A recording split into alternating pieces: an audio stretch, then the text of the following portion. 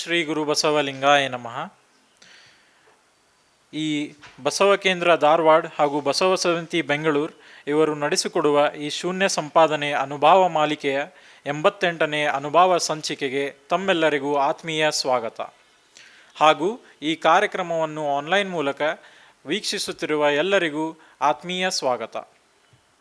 ಈ ಅನುಭವ ಮಾಲಿಕೆಯ 88ನೇ ಅನುಭವ ಸಂಚಿಕೆಯನ್ನು ನಡೆಸಿಕೊಡುವವರು ಡಾಕ್ಟರ್ ಶಂಭು ಹೆಗಡಾಳ್, ಉಪನ್ಯಾಸಕರು, CSI ಕಾಮರ್ಸ್ ಕಾಲೇಜ್ ಧಾರವಾಡ. ಇವರಿಗೂ ಕೂಡ ಆತ್ಮೀಯ ಸ್ವಾಗತ. ಈ 88ನೇ ಸಂಚಿಕೆಯಲ್ಲಿ ಬಸವೇಶ್ವರರ ಸಂಪಾದನೆ ಮುಂದುವರಿಯುವುದು. ಈ ಶೂನ್ಯ ಸಂಪಾದನೆ ಅನುಭವ ಮಾಲಿಕೆಯ 88ನೇ ಸಂಚಿಕೆಯನ್ನು ನಾವು ವಚನ ಪ್ರಾರ್ಥನೆಯೊಂದಿಗೆ ಪ್ರಾರಂಭಿಸೋಣ. ವಚನ ಪ್ರಾರ್ಥನೆಯನ್ನು ನಡೆಸಿಕೊಡುವವರು ಮಹಾಲಕ್ಷ್ಮಿ ತಾಯಿಯವರು. ತನು ಶುದ್ಧ ಮನ ಶುದ್ಧ ಭಾವ ಶುದ್ಧರಾದವರು, ತನು ಶುದ್ಧ ಮನ ಶುದ್ಧ ಭಾವ ಶುದ್ಧರಾದವರು, ಎನಗೊಮ್ಮೆ ತೋರ ಎನಗೊಮ್ಮೆ ತೋರ ಎನಗೊಮ್ಮೆ ತೋರ. ತನು ಶುದ್ಧ ಮನ ಶುದ್ಧ ಭಾವ ಶುದ್ಧರಾದವರು, ಎನಗೊಮ್ಮೆ ತೋರ ಎನಗೊಮ್ಮೆ ತೋರ.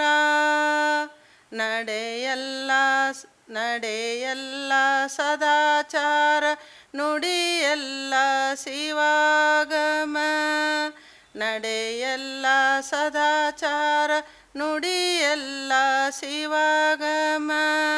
ನಿತ್ಯ ಶುದ್ಧರಾದವರು ನಿತ್ಯ ಶುದ್ಧರಾದವರು, ಎನಗೊಮ್ಮೆ ತೋರ ಎನಗೊಮ್ಮೆ ತೋರ.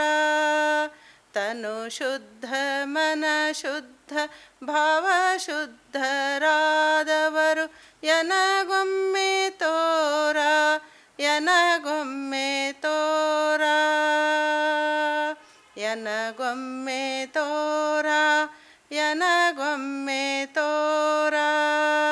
ಕತ್ತಲೆಯ ಮೆಟ್ಟಿ ತಳವಳಗಾಗಿ, ಕತ್ತಲೆಯ ಮೆಟ್ಟಿ ತಳವಳಗಾಗಿ, ಹೊರವಳಗೊಂದಾಗಿ ಹೊರವಳಗೊಂದಾಗಿ, ನಿಂತ ನಿಮ್ಮ ಶರಣರು ನಿಂತ ನಿಮ್ಮ ಶರಣರು ನಿಂತ ನಿಮ್ಮ ಶರಣರು, ಎನಗೊಮ್ಮೆ ತೋರ ಎನಗೊಮ್ಮೆ ತೋರ.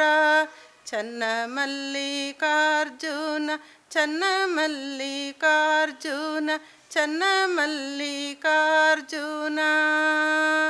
ತನು ಶುದ್ಧ ಮನ ಶುದ್ಧ ಭಾವ ಶುದ್ಧರಾದವರು, ಎನಗೊಮ್ಮೆ ತೋರ ಎನಗೊಮ್ಮೆ ತೋರ ಎನಗೊಮ್ಮೆ ತೋರ ಎನಗೊಮ್ಮೆ ತೋರ.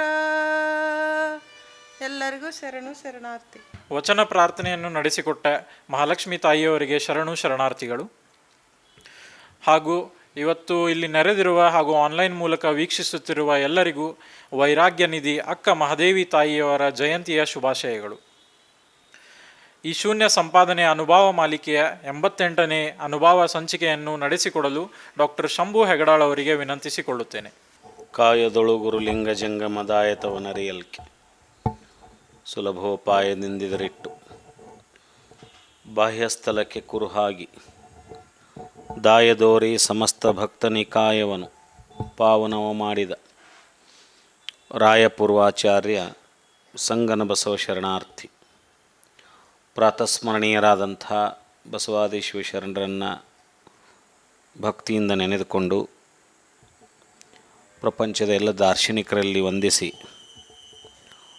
ಬಸವ ಸಮಿತಿ ಹಾಗೂ ಬಸವ ಕೇಂದ್ರದ ಎಲ್ಲ ಗೌರವಾನ್ವಿತ ಪದಾಧಿಕಾರಿಗಳಲ್ಲಿ ಯಾವತ್ತು ಸದಸ್ಯರಲ್ಲಿ ಭಕ್ತಿಯ ಪ್ರಣಾಮಗಳನ್ನು ಸಲ್ಲಿಸಿ, ಆನ್ಲೈನ್ ಅರಿವಿನ ಮನೆ ಕಾರ್ಯಕ್ರಮದ ಅಡಿಯಲ್ಲಿ ಶೂನ್ಯ ಸಂಪಾದನೆಯ ಅನುಭವ ಮಾಲಿಕೆ 88ನೇ ಸಂಚಿಕೆಯಲ್ಲಿ ಆಗಮಿಸಿದಂಥ ಎಲ್ಲ ಮಾತೆಯರಿಗೂ ಮಹನೀಯರಿಗೂ ಆನ್ಲೈನ್ ಮೂಲಕ ವೀಕ್ಷಣೆ ಮಾಡ್ತಕ್ಕಂಥ ಎಲ್ಲ ಶ್ರೋತೃಗಳಿಗೂ ನನ್ನ ಅನಂತ ಭಕ್ತಿಯ ಶರಣಾರ್ಥಿಗಳು. ಇಲ್ಲಿ ಕಳೆದ ಸಂಚಿಕೆಯಲ್ಲಿ ನಾವು ಪ್ರಭುದೇವರು ಒಂದು ಪ್ರಶ್ನೆಯನ್ನು ಕೇಳಿರ್ತಾರೆ. ಅದಕ್ಕಿಂತ ಮುಂಚೆ ಬಸವಣ್ಣವರು ವಾಂಗ್ಮನೋತೀತವಾದ ವಸ್ತು ನಿನ್ನ ಮನದೊಳಗೆ ಅಡಗಿದ ಪರಿ ಎಂತೆಂದು ಪ್ರಭುದೇವರು ಬೆಸಗೊಳ್ಳಲು ಅಲ್ಲಿ ಬಸವರಾಜದೇವರು ಏನು ಭಿನ್ನಯಿಸ್ಕೊಂಡ್ರು? ಯಾವ ವಚನ ಅಂದರೆ, ಜಗವ ಸುತ್ತಿರ್ಪುದು ನಿನ್ನ ಮಾಯೆಯ, ಆದರೆ ನಿನ್ನ ಸುತ್ತಿರ್ಪುದು ಎನ್ನ ಮನ ನೋಡಯ್ಯ. ನೀನು ಜಗಕ್ಕೆ ಬಲ್ಲಿದನು, ನಿನಗೆ ನಾನು ಬಲ್ಲಿದನು ಕಂಡಯ್ಯ. ಕರಿಯೋ ಕನ್ನಡಿಯೊಳಗೆ ಅಡಗಿದಂತೆ ಎನ್ನೊಳಗಡಗಿದೆ ಕೂಡಲ ಸಂಗಮ ದೇವ ಅನ್ನುವಂಥ ಮಾತನ್ನು ಹೇಳಿದ ಮೇಲೆ ಪ್ರಭುದೇವರು ಇಲ್ಲಿ ಕೇಳ್ತಾರೆ, ಏನಿದು ಇಷ್ಟು ಸೂಕ್ಷ್ಮವಾದ ಅಂತರಂಗದೊಳಗೆ ಅಡಗಿದಿರೆಂದು ಆ ಮಹಾಘನ ಪರವಸ್ತು ಅಡಗಿದೆ ಅಂತ ಹೇಳ್ತಿರಲ್ಲ, ಏನಿದು ಅಂತರಂಗದಲ್ಲಿ ಅಡಗಿತ್ತೆಂದರೆ ಭಾವಕ್ಕೆ ಪೂಜ್ಯವಲ್ಲ, ಬಹಿರಂಗದಲ್ಲಿ ಅಡಗಿತ್ತೆಂದರೆ ಕ್ರಿಯಾಬದ್ಧ ಅಲ್ಲ, ಇನ್ನು ಅರಿವಿನೊಳಗೆ ಅಡಗಿತ್ತೆಂದರೆ ಅದು ಮತಿಗೆ ಹವನಲ್ಲ, ಭಾವ ನಿರ್ಭಾವ ನಿಶೂನ್ಯವನು ಕಾಬ ಪರಿ ಅಂತೂ ಹೇಳ ಅಂತ ಪ್ರಶ್ನೆ ಮಾಡಿರ್ತಾರೆ ಓದುವಾರವರು. ಕಂಡು ತನ್ನೊಳಗಿಂಬಿಟ್ಟು ಕೊಂಬ ಪರಿ ಅಂತೂ ಹೇಳ ಮತ್ತೊಂದು ಪ್ರಶ್ನೆ ಹಾಕಿರ್ತಾರೆ. ಗುಹೇಶ್ವರನೆಂಬ ಲಿಂಗವನರಿದು ಕೂಡಿ ಸುಖಿಹ ಪರಿ ಅಂತೂ ಹೇಳ ಸಂಗನ ಬಸವಣ್ಣ ಅಂತ ಭಾಳ ಕೌತುಕದಿಂದ ಈ ಪ್ರಶ್ನೆ ಮಾಡಿರ್ತಾರೆ ಅವರು. ಅಲ್ಲಿಗೆ ಬಂದು ನಿಂತಿರ್ತದೆ ನಮ್ಮದು ಕಳೆದ ವಾರ. ಹೀಗೆಂದು ಪ್ರಭುದೇವರು ನಿರೂಪಿಸಲು ಅದಕ್ಕೆ ಬಸವರಾಜದೇವರು ಭಿನ್ನಯಿಸಿದ ಪ್ರಸ್ತಾವದ ವಚನ. ಏನು ಕೇಳಿದರು ಅವರು ಏನು ಹೇಳಿದರು? ಎನ್ನ ತನು ಮನವೆಂಬೆರಡನೂ, ಎನ್ನ ತನು ಮತ್ತು ಮನವೆಂಬೆರಡನೂ ಗುರು ಕಳೆದು ಏಕವ ಮಾಡಿದನಾಗಿ, ಎನ್ನಂತರಂಗ ಬಹಿರಂಗವೆಂಬೆರಡೂ ನಿಮ್ಮವು ನೋಡ. ನಿಮ್ಮಂತರಂಗದೊಳಗೆ ನಿಮ್ಮ ನಿಂಬಿಟ್ಟು ಕೊಂಬೆ, ನಿಮ್ಮ ಬಹಿರಂಗದಲ್ಲಿ ನೀವಾಗಿ ಪೂಜಿಸುವೆ. ನಿಮ್ಮ ಅರಿವಿನಿಂದ ನಿಮ್ಮನೇ ಅರಿವೆ ಕಾಣ ಕೂಡಲ ಸಂಗಮ ದೇವ. ಉತ್ತರ ಭಾಳ ಸ್ಪಷ್ಟ ಕೊಟ್ಬಿಟ್ರು ಅವರು. ಈ ಮಲತ್ರಯವ ಮುಸುಕಿದ ಮಾನವನ ತನು ಮನ ಭಾವ, ಇದಕ್ಕೆ ತನುತ್ರಯಗಳಿಗೆ ಮಲತ್ರಯಗಳಂಟ್ಯಾವ. ಈ ತನುಮನ ಭಾವ ಪ್ರಮಾಣಕ್ಕೆ ಅನುಪಮ ಅಪ್ರಮಾಣವಾದ ಪರವಸ್ತು ಅಳವಡುವುದು ಅಸಾಧ್ಯ, ಖರೆ ಅದು. ಅದಕ್ಕೆ ಯಾವುವು ಮಲತ್ರಯಗಳಿಲ್ಲ ಆ ಮಹಾಘನ ವಸ್ತುವಿಗೆ. ಆ ತನುಮನ ಭಾವದ ಪ್ರಮಾಣವೂ ಆ ಮಹಾಘನ ವಸ್ತುವಿಗೆ ಇಲ್ಲ. ಅದು ತನುವಿಲ್ಲ ಮನವಿಲ್ಲ ಭಾವರಹಿತವಾಗಿರ್ತಕ್ಕಂಥ ಒಂದು ದೊಡ್ಡ ನಿರ್ಬಯಲು, ಅದು ಮಹಾಬಯಲದು ಆ ಪರವಸ್ತು. ಇನ್ನು ಅದು ಪ್ರಮಾಣಕ್ಕೆ ನಿಲುಕಲಾರದ ಪರವಸ್ತು, ಅದು ಅಪ್ರಮಾಣ ಪರವಸ್ತು. ಆ ಪರವಸ್ತು ಅಪ್ರಮಾಣವಾಗಿರ್ತಕ್ಕಂಥ ಪರವಸ್ತು ಪ್ರಮಾಣಕ್ಕೆ ಸೀಮಿತವಾಗಿರುವಂಥ ಈ ತನುಮನ ಭಾವ ಮಾನವನ ಏನು ಮುಸುಕಿದ ಏನು ಮಲತ್ರಯವ ಮುಸುಕಿದ ಮಾನವನ ತನುಮನ ಭಾವ ಆ ಅಪ್ರಮಾಣವಾದ ಪರವಸ್ತು ಅಳವಡುವುದು ಹೆಂಗಂತ ಕೇಳ್ತಿರಲ್ಲ, ಅದು ಅಸಾಧ್ಯನೇ. ಅದು ನೀವು ಹೇಳಿದ ಕರೆಕ್ಟನ ಅಂತಾರೆ ಅವರು. ಹೌದು, ಅದು ಹೆಂಗಂದ್ರೆ ಸಾಧ್ಯನೇ ಇಲ್ಲ. ಅದು ಅದಕ್ಕೂ ಮ್ಯಾಚ್ ಆಗೋದಿಲ್ಲ, ವೇವ್ ಲೆಂಗ್ತ್ ಇಲ್ಲ ಇದಕ್ಕೆ. ಆದರೆ ಎನ್ನ ತನುಮನಗಳ ಮುಸುಕಿದ ಮಲದೋಷಗಳ ಕಳೆದು ಒಮ್ಮೆ ಗುರುದೀಕ್ಷೆ ಆದಮೇಲೆ ಗುರು ಈ ದೋಷಗಳನ್ನು ಕಳೀತಾನ. ಗುರುದೀಕ್ಷೆ ಆಗೋಕ್ಕಿಂತ ಮುಂಚೆಗೆ ಏನಾಯ್ತದು, ದೋಷಗಳಿರ್ತಾವೆ. ಮಲತ್ರಯಗಳ ದೋಷ ಇರ್ತತಿ, ಇಲ್ಲ ಅನ್ನಂಗಿಲ್ಲ.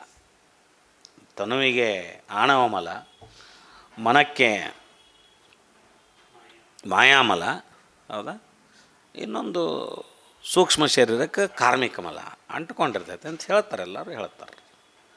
ಅದು ಎಲ್ಲಿ ತನಕ ಅಂಟ್ಕೊಂಡಿರ್ತೈತೆ ಅಂದ್ರೆ ಶ್ರೇಷ್ಠವಾದ ಗುರುದೀಕ್ಷೆ ಆಗುವವರೆಗೂ, ಶ್ರೇಷ್ಠವಾದ ಗುರುವಿನಿಂದ ಗುರುದೀಕ್ಷೆ ಆಗುವವರೆಗೂ.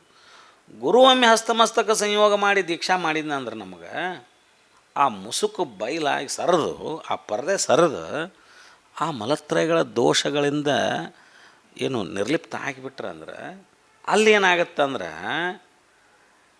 ಪರಿಶುದ್ಧಗೊಳಿಸಿದ ಮೇಲೆ ಅಂತರಂಗ ಬಹಿರಂಗವೆಂಬ ಉಭಯ ಹೋಗ್ಬಿಡ್ತದೆ. ಉಭಯ ಹೋಗ್ಬಿಡ್ತೈತಿ. ಈಗ ಒಂದು ಪರದೆ ಕಟ್ಟೇವೆ ಅಂತ ತಿಳಿರಿ. ಇಲ್ಲಿ ಪರದೆ ಕಟ್ಟಿ ನಾ ಈಚೆ ಕಡೆ ಅದೇನಂದ್ರೆ ಇದು ನಾವು ಒಳಗಿದ್ದಂಗೆ, ನೀವು ಆಚೆ ಕಡೆ ಇದ್ದೀರಿ ಅಂದ್ರೆ ಹೊರಗಿದ್ದಂಗೆ, ಹೌದ್ರಿ. ಇಲ್ಲಿ ಪರದೆ ಐತು ಅಂತ, ಈಗ ಪರದೆ ಸರಿಸಿಬಿಟ್ರೆ ಅಂತೇಳಿರಿ.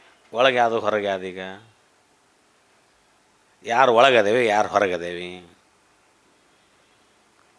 ಈ ಅಂತರಂಗ ಬಹಿರಂಗ ಅನ್ನುವಂಥ ವ್ಯತ್ಯಾಸ ಎಲ್ಲಿತನ ಐತಂದ್ರೆ ಈ ಮಲತ್ರಯಗಳ ದೋಷ ಇರುತನ ಐತಿದು. ಗುರು ಆ ಪರದೆ ಸರಿಸಿಬಿಟ್ನ ಅಂದ್ರೆ ಎರಡು ಒಂದು ಆತಲ್ಲ. ಅದಕ್ಕೆ ಹೇಳಕತ್ತಾರವರು, ಎನ್ನ ತನು ಮನವೆಂಬೆರಡನೂ ಗುರು ಕಳೆದು ಏಕವ ಮಾಡಿದನಾಗಿ. ವಚನ ಹೆಂಗೈತೆ ನೋಡ್ರಿ, ಎಷ್ಟು ಅದ್ಭುತವಾಗಿರ್ತದೆ. ಅಂತರಂಗ ಬಹಿರಂಗವೆಂಬ ಉಭಯ ಭಾವ ಉಳಿದು ಒಂದೇ ಲಿಂಗಾಂಗವಾಗಿ ಮಾಡಿ. ಅಂಗ ಅಂದ್ರೆ ಬೇರೆ ಅಲ್ಲ, ಲಿಂಗ ಅಂದ್ರೆ ಬೇರೆ ಅಲ್ಲ, ಅದಕ್ಕೆ ಲಿಂಗಾಂಗ ಅಂತ ಕರೆದ್ರು. ಲಿಂಗವ ಬಿಟ್ಟು ಅಂಗವಿಲ್ಲ, ಅಂಗವ ಬಿಟ್ಟು ಲಿಂಗವಿಲ್ಲ, ಒಂದನ್ನೊಂದು ಬಿಟ್ಟಿಲ್ಲ. ಈಗ ಎನ್ನ ಅಂತರಂಗವೆಂಬುದು ನನ್ನದಲ್ಲ. ನನ್ನ ಅಂತರಂಗವೆಂಬುದು ನನ್ನದಲ್ಲ, ಶಿವಸಾಧಕನದ ಅಲ್ಲ ಅದು ಅಂತರಂಗ. ಅವೆಲ್ಲವೂ ಆ ಪರವಸ್ತುವಿನ ಅಂತರಂಗ. ಅದು ಅವಂದಾಗಿಬಿಡುತ್ತೆ. ಈಗ ಅದು ಸಮರಸಗೊಂಡು ಬಿಡುತ್ತವು.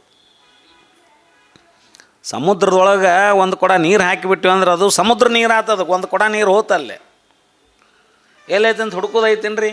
ನಾ ಈಗ ಒಂದು ಕೊಡ ನೀರು ಸುರಿವಿದ್ದೀನಿ ರೀ ನದಿಗೆ, ಈ ಸಮುದ್ರಕ್ಕೆ ಹುಡುಕ್ರದಕ್ಕೆ ನಾನು ಒಂದು ಕೊಡ ನೀರೆಲ್ಲ ಐತೆ ನೋಡ್ರಿ, ಅದು ಹೋತ್ರಿ ಸಮುದ್ರ ನೀರು ಆಗ್ತದಂತ.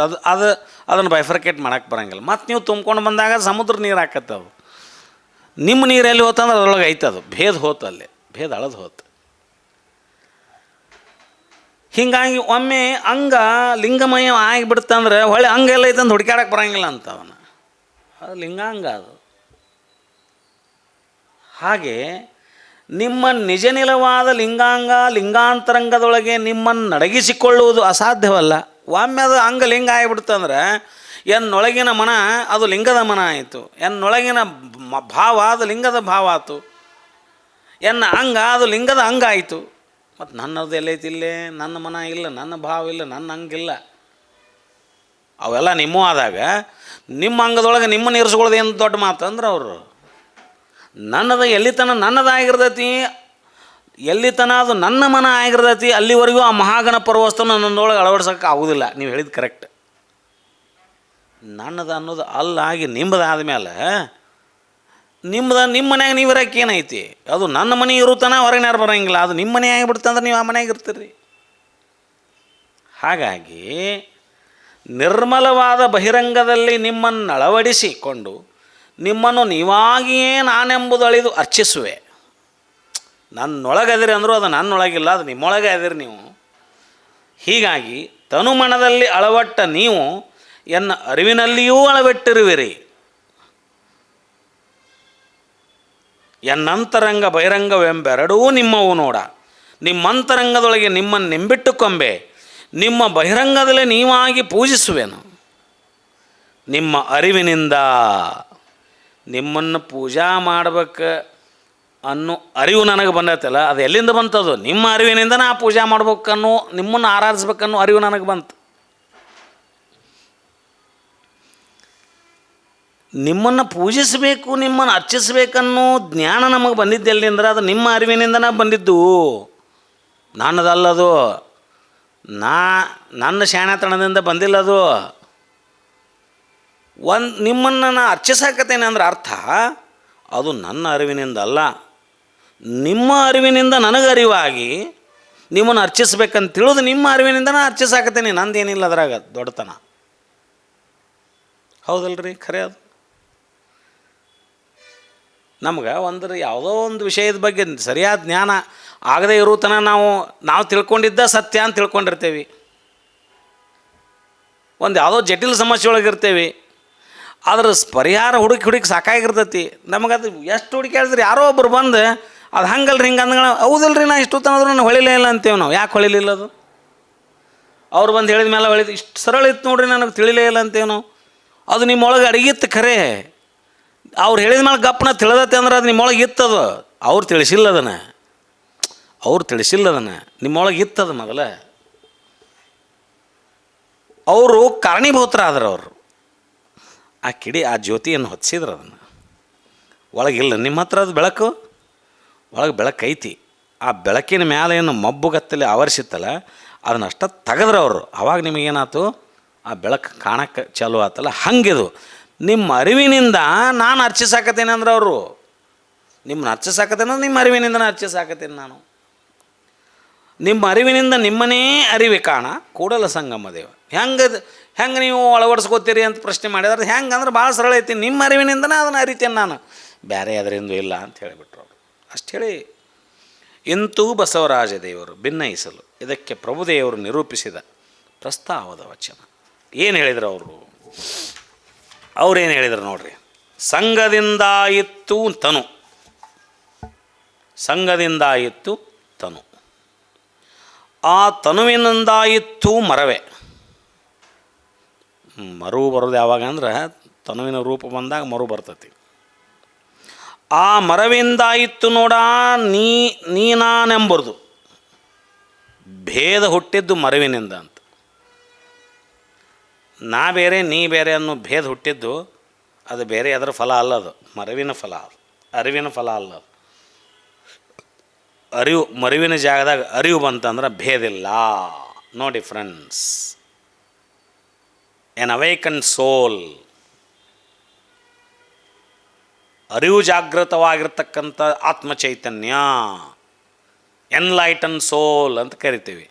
ಆ ಎನ್ಲೈಟನ್ ಸೋಲಿಗೆ ಭೇದ ಇರಂಗಿಲ್ಲ. ಮಹಾತ್ಮರಿಗೆ ಏನು ಭೇದ ಯಾಕೆ ಕಾಣಂಗಿಲ್ಲ?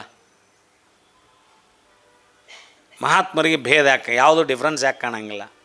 ವ್ಯತ್ಯಾಸ ಯಾಕೆ ಕಾಣಂಗಿಲ್ಲ? ಹಗಲಂದ್ರು ಒಂದ, ರಾತ್ರಿ ಅಂದರು ಒಂದ, ಬಂಗಾರ ಅಂದರು ಒಂದ, ಮಣ್ಣು ಅಂದರು ಒಂದ.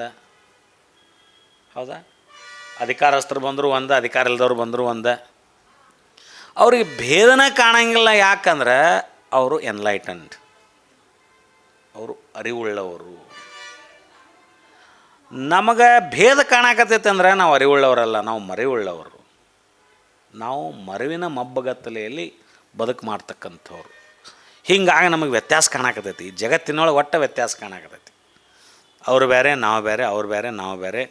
ಒಂದು ಧರ್ಮದ ಆಧಾರದ ಮೇಲಾರ ಬೇರೆ ಅಂತೇವಿ, ಒಂದು ಅಧಿಕಾರ ಅಂತಸ್ತಿನ ಆಧಾರದ ಮೇಲಾರ ಬೇರೆ ಅಂತೇವಿ. ಬೇರೆ ಬೇರೆ ಬೇರೆ ಬೇರೆ ಅಂಶಗಳ ಆಧಾರದ ಮೇಲೆ ನಾವು ಬೇರೆ ಬೇರೆ ಬೇರೆ ಬೇರೆ ಅಂತ ವಿಂಗಡಣೆ ಮಾಡಕತ್ತೇವಿ. ಒಂದು ಪ್ರಾದೇಶಿಕ ಆಧಾರದ ಮೇಲೆ ಬೇರೆ ಅನ್ನಕತ್ತೇವಿ.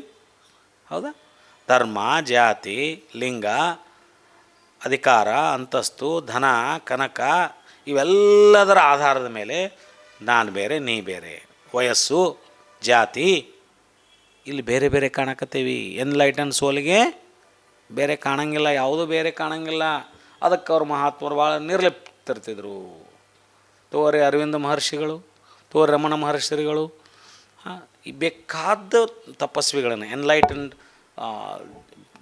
ತಪಸ್ವಿಗಳು ಅದರಲ್ಲ, ಜ್ಞಾನೋದಯ ಆಗಿರ್ತಕ್ಕಂತಹ ಯಾರನ್ನೇ ಮಹರ್ಷಿಗಳನ್ನು ತೆಗೆದುಕೊಂಡ್ರು ಅವರಿಗೆ ವ್ಯತ್ಯಾಸ ಕಂಡಿಲ್ಲ. ಈ ಜಗತ್ತಿನಲ್ಲಿ ವ್ಯತ್ಯಾಸ ಕಂಡಿಲ್ಲ. ಸಕಲ ವಿಸ್ತಾರದ ರೂಹು ನೀನೇ ದೇವ, ಎತ್ತೆತ್ತ ನೋಡಿದತ್ತತ್ತ ನೀನೇ ದೇವ.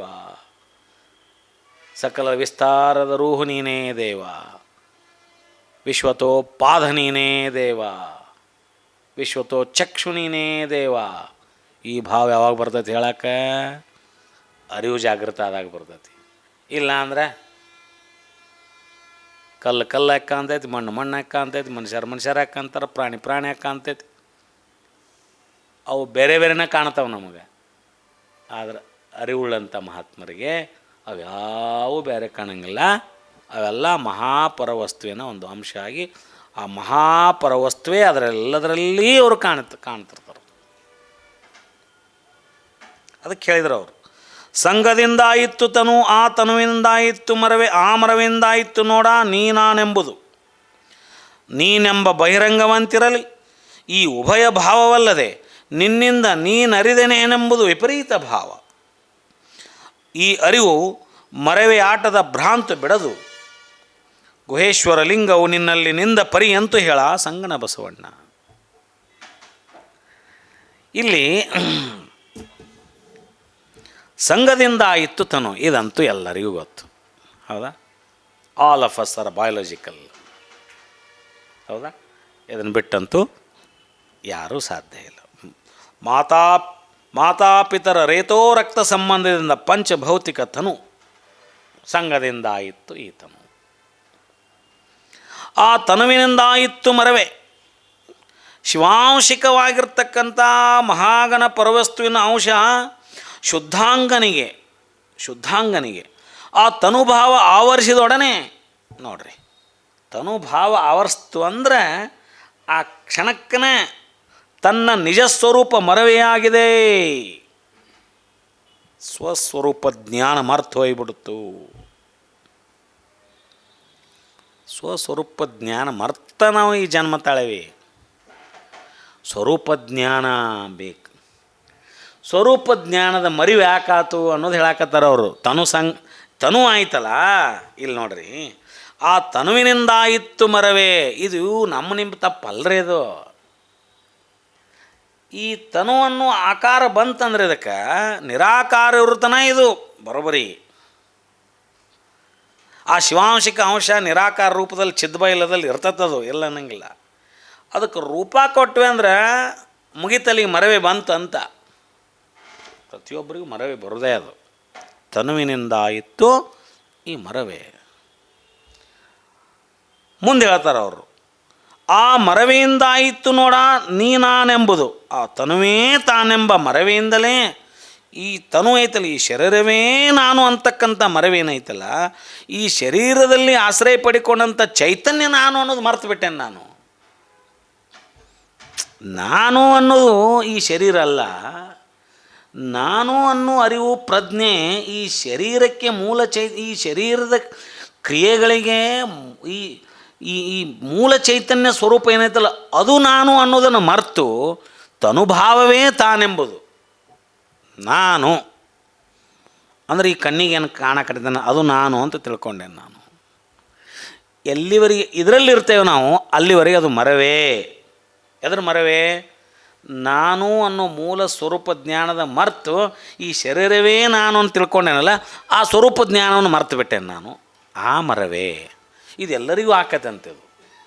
ತನುಭಾವ ಬಂದಗಳನ್ನ ಅದು ಮೂಲ ಅರಿವಿನ ಪ್ರಜ್ಞೆ ನಾವೆಲ್ಲರೂ ಕಳ್ಕೊತೇವೆ ಅನ್ನುವಂಥದ್ದು ಸಹಜವಾಗಿರ್ತಕ್ಕಂಥದ್ದು. ಹೀಗಿದ್ದಾಗ ಅಖಂಡ ಪರಿಪೂರ್ಣತ್ವ ಮರೆದು ನಾನು ನೀನೆಂಬ ಭಿನ್ನ ಭಾವದ ಭ್ರಾಂತಿಯಾಗಿ ಮರ್ತು ಬಿಡ್ತೇವೆ ನಾವು. ಇಲ್ಲಿ ಶುರು ಆಯ್ತು ಲೋಕದ ಆಟ, ಚಾಲು ಆಯ್ತು. ಇಲ್ಲಿ ಲೋಕದ ಆಟ ಇಲ್ಲಿಗೆ ಚಾಲು ಆಯ್ತು. ತನುಭಾವ ಬಂದ ಮೇಲೆ ಆಟ ಚಾಲು ಆಯ್ತು. ಜಗತ್ತಿನೊಳಗೆ ವಂಚನೆ, ಮೋಸ, ಸ್ವಾರ್ಥ, ಅಹಂ ಇವೆಲ್ಲ ಇಲ್ಲಿ ಚಾಲು. ನೀನೆಂಬ ಬಹಿರಂಗವಂತಿರಲಿ, ನಾನೆಂಬ ಅಂತರಂಗವಂತಿರಲಿ, ಅಖಂಡ ಪರಿಪೂರ್ಣತ್ವ ಮರೆದು ನೀನೆಂದು ತೋರುವ ಬಹಿರಂಗವಾಗಿರಲಿ, ನಾನೆಂದು ತೋರುವ ಅಂತರಂಗವಾಗಲಿ. ನೋಡ್ರಿ, ಅಂತರಂಗ ಮತ್ತು ಬಹಿರಂಗ ತೋರಾಕತೈತಲ್ಲ, ಅವೆರಡೂ ಭಿನ್ನ ಭಾವಗಳಲ್ಲದೆ ನಿಜದಿರವಲ್ಲ. ಅದು ನಿಜ ಅಲ್ಲದು. ಅವು ಭಿನ್ನ ಭಾವ ಇರುವಂಥ ತೋರ್ಲಿಕ್ಕೆ ಭ್ರಾಂತಿಯಿಂದ ಕೂಡಿದ್ದದು. ನಾನು ನೀನೆಂಬ ಭಿನ್ನ ಭಾವದಲ್ಲಿದ್ದು ನಿನ್ನಿಂದ ನಿನ್ನನ್ನು ಅರಿದೆನೆಂಬುದು ಅಖಂಡ ಪರಿಪೂರ್ಣತ್ವಕ್ಕೆ ವಿರುದ್ಧವಾದ ಭಾವನೆ. ಹೆಂಗೆ ಹೇಳಾಕತ್ತೀರಿ ನೀವು ಅಂತ ಕೇಳ್ತಾರೆ ಅವರು. ಈ ಭಿನ್ನ ಭಾವದಲ್ಲಿ ನಿಂದು ನಿನ್ನಿಂದ ನಿಮ್ಮನ್ನರಿದೆನೆಂಬುದು ಅರಿವು ಮರೆಯಾಟದ ಭಿನ್ನ ಭಾವದ ಭ್ರಾಂತಿ ಅದಿನ್ನೂ ಬಿಟ್ಟಿಲ್ಲ. ಅಂದ ಬಳಿಕ ಅಖಂಡ ಪರಿಪೂರ್ಣ ಅಪರಿಮಿತವಾದ ಪರಶಿವಲಿಂಗವು ನಿನ್ನಂಗದಲ್ಲಿ ಅಳವಟ್ಟ ರೀತಿ ಅದು ಹೇಗೆಂದು ಅಲ್ಲಮಪ್ರಭುದೇವರು ಬಸವಣ್ಣವ್ರಲ್ಲಿ ಪ್ರಶ್ನೆ ಮಾಡ್ತಾರೆ. ಅದಕ್ಕೆ ಬಸವಣ್ಣವ್ರು ಎಷ್ಟು ಶಾಂತ ಚಿತ್ತದಿಂದ ಹೇಳ್ತಾರೆ ಅಂದ್ರೆ,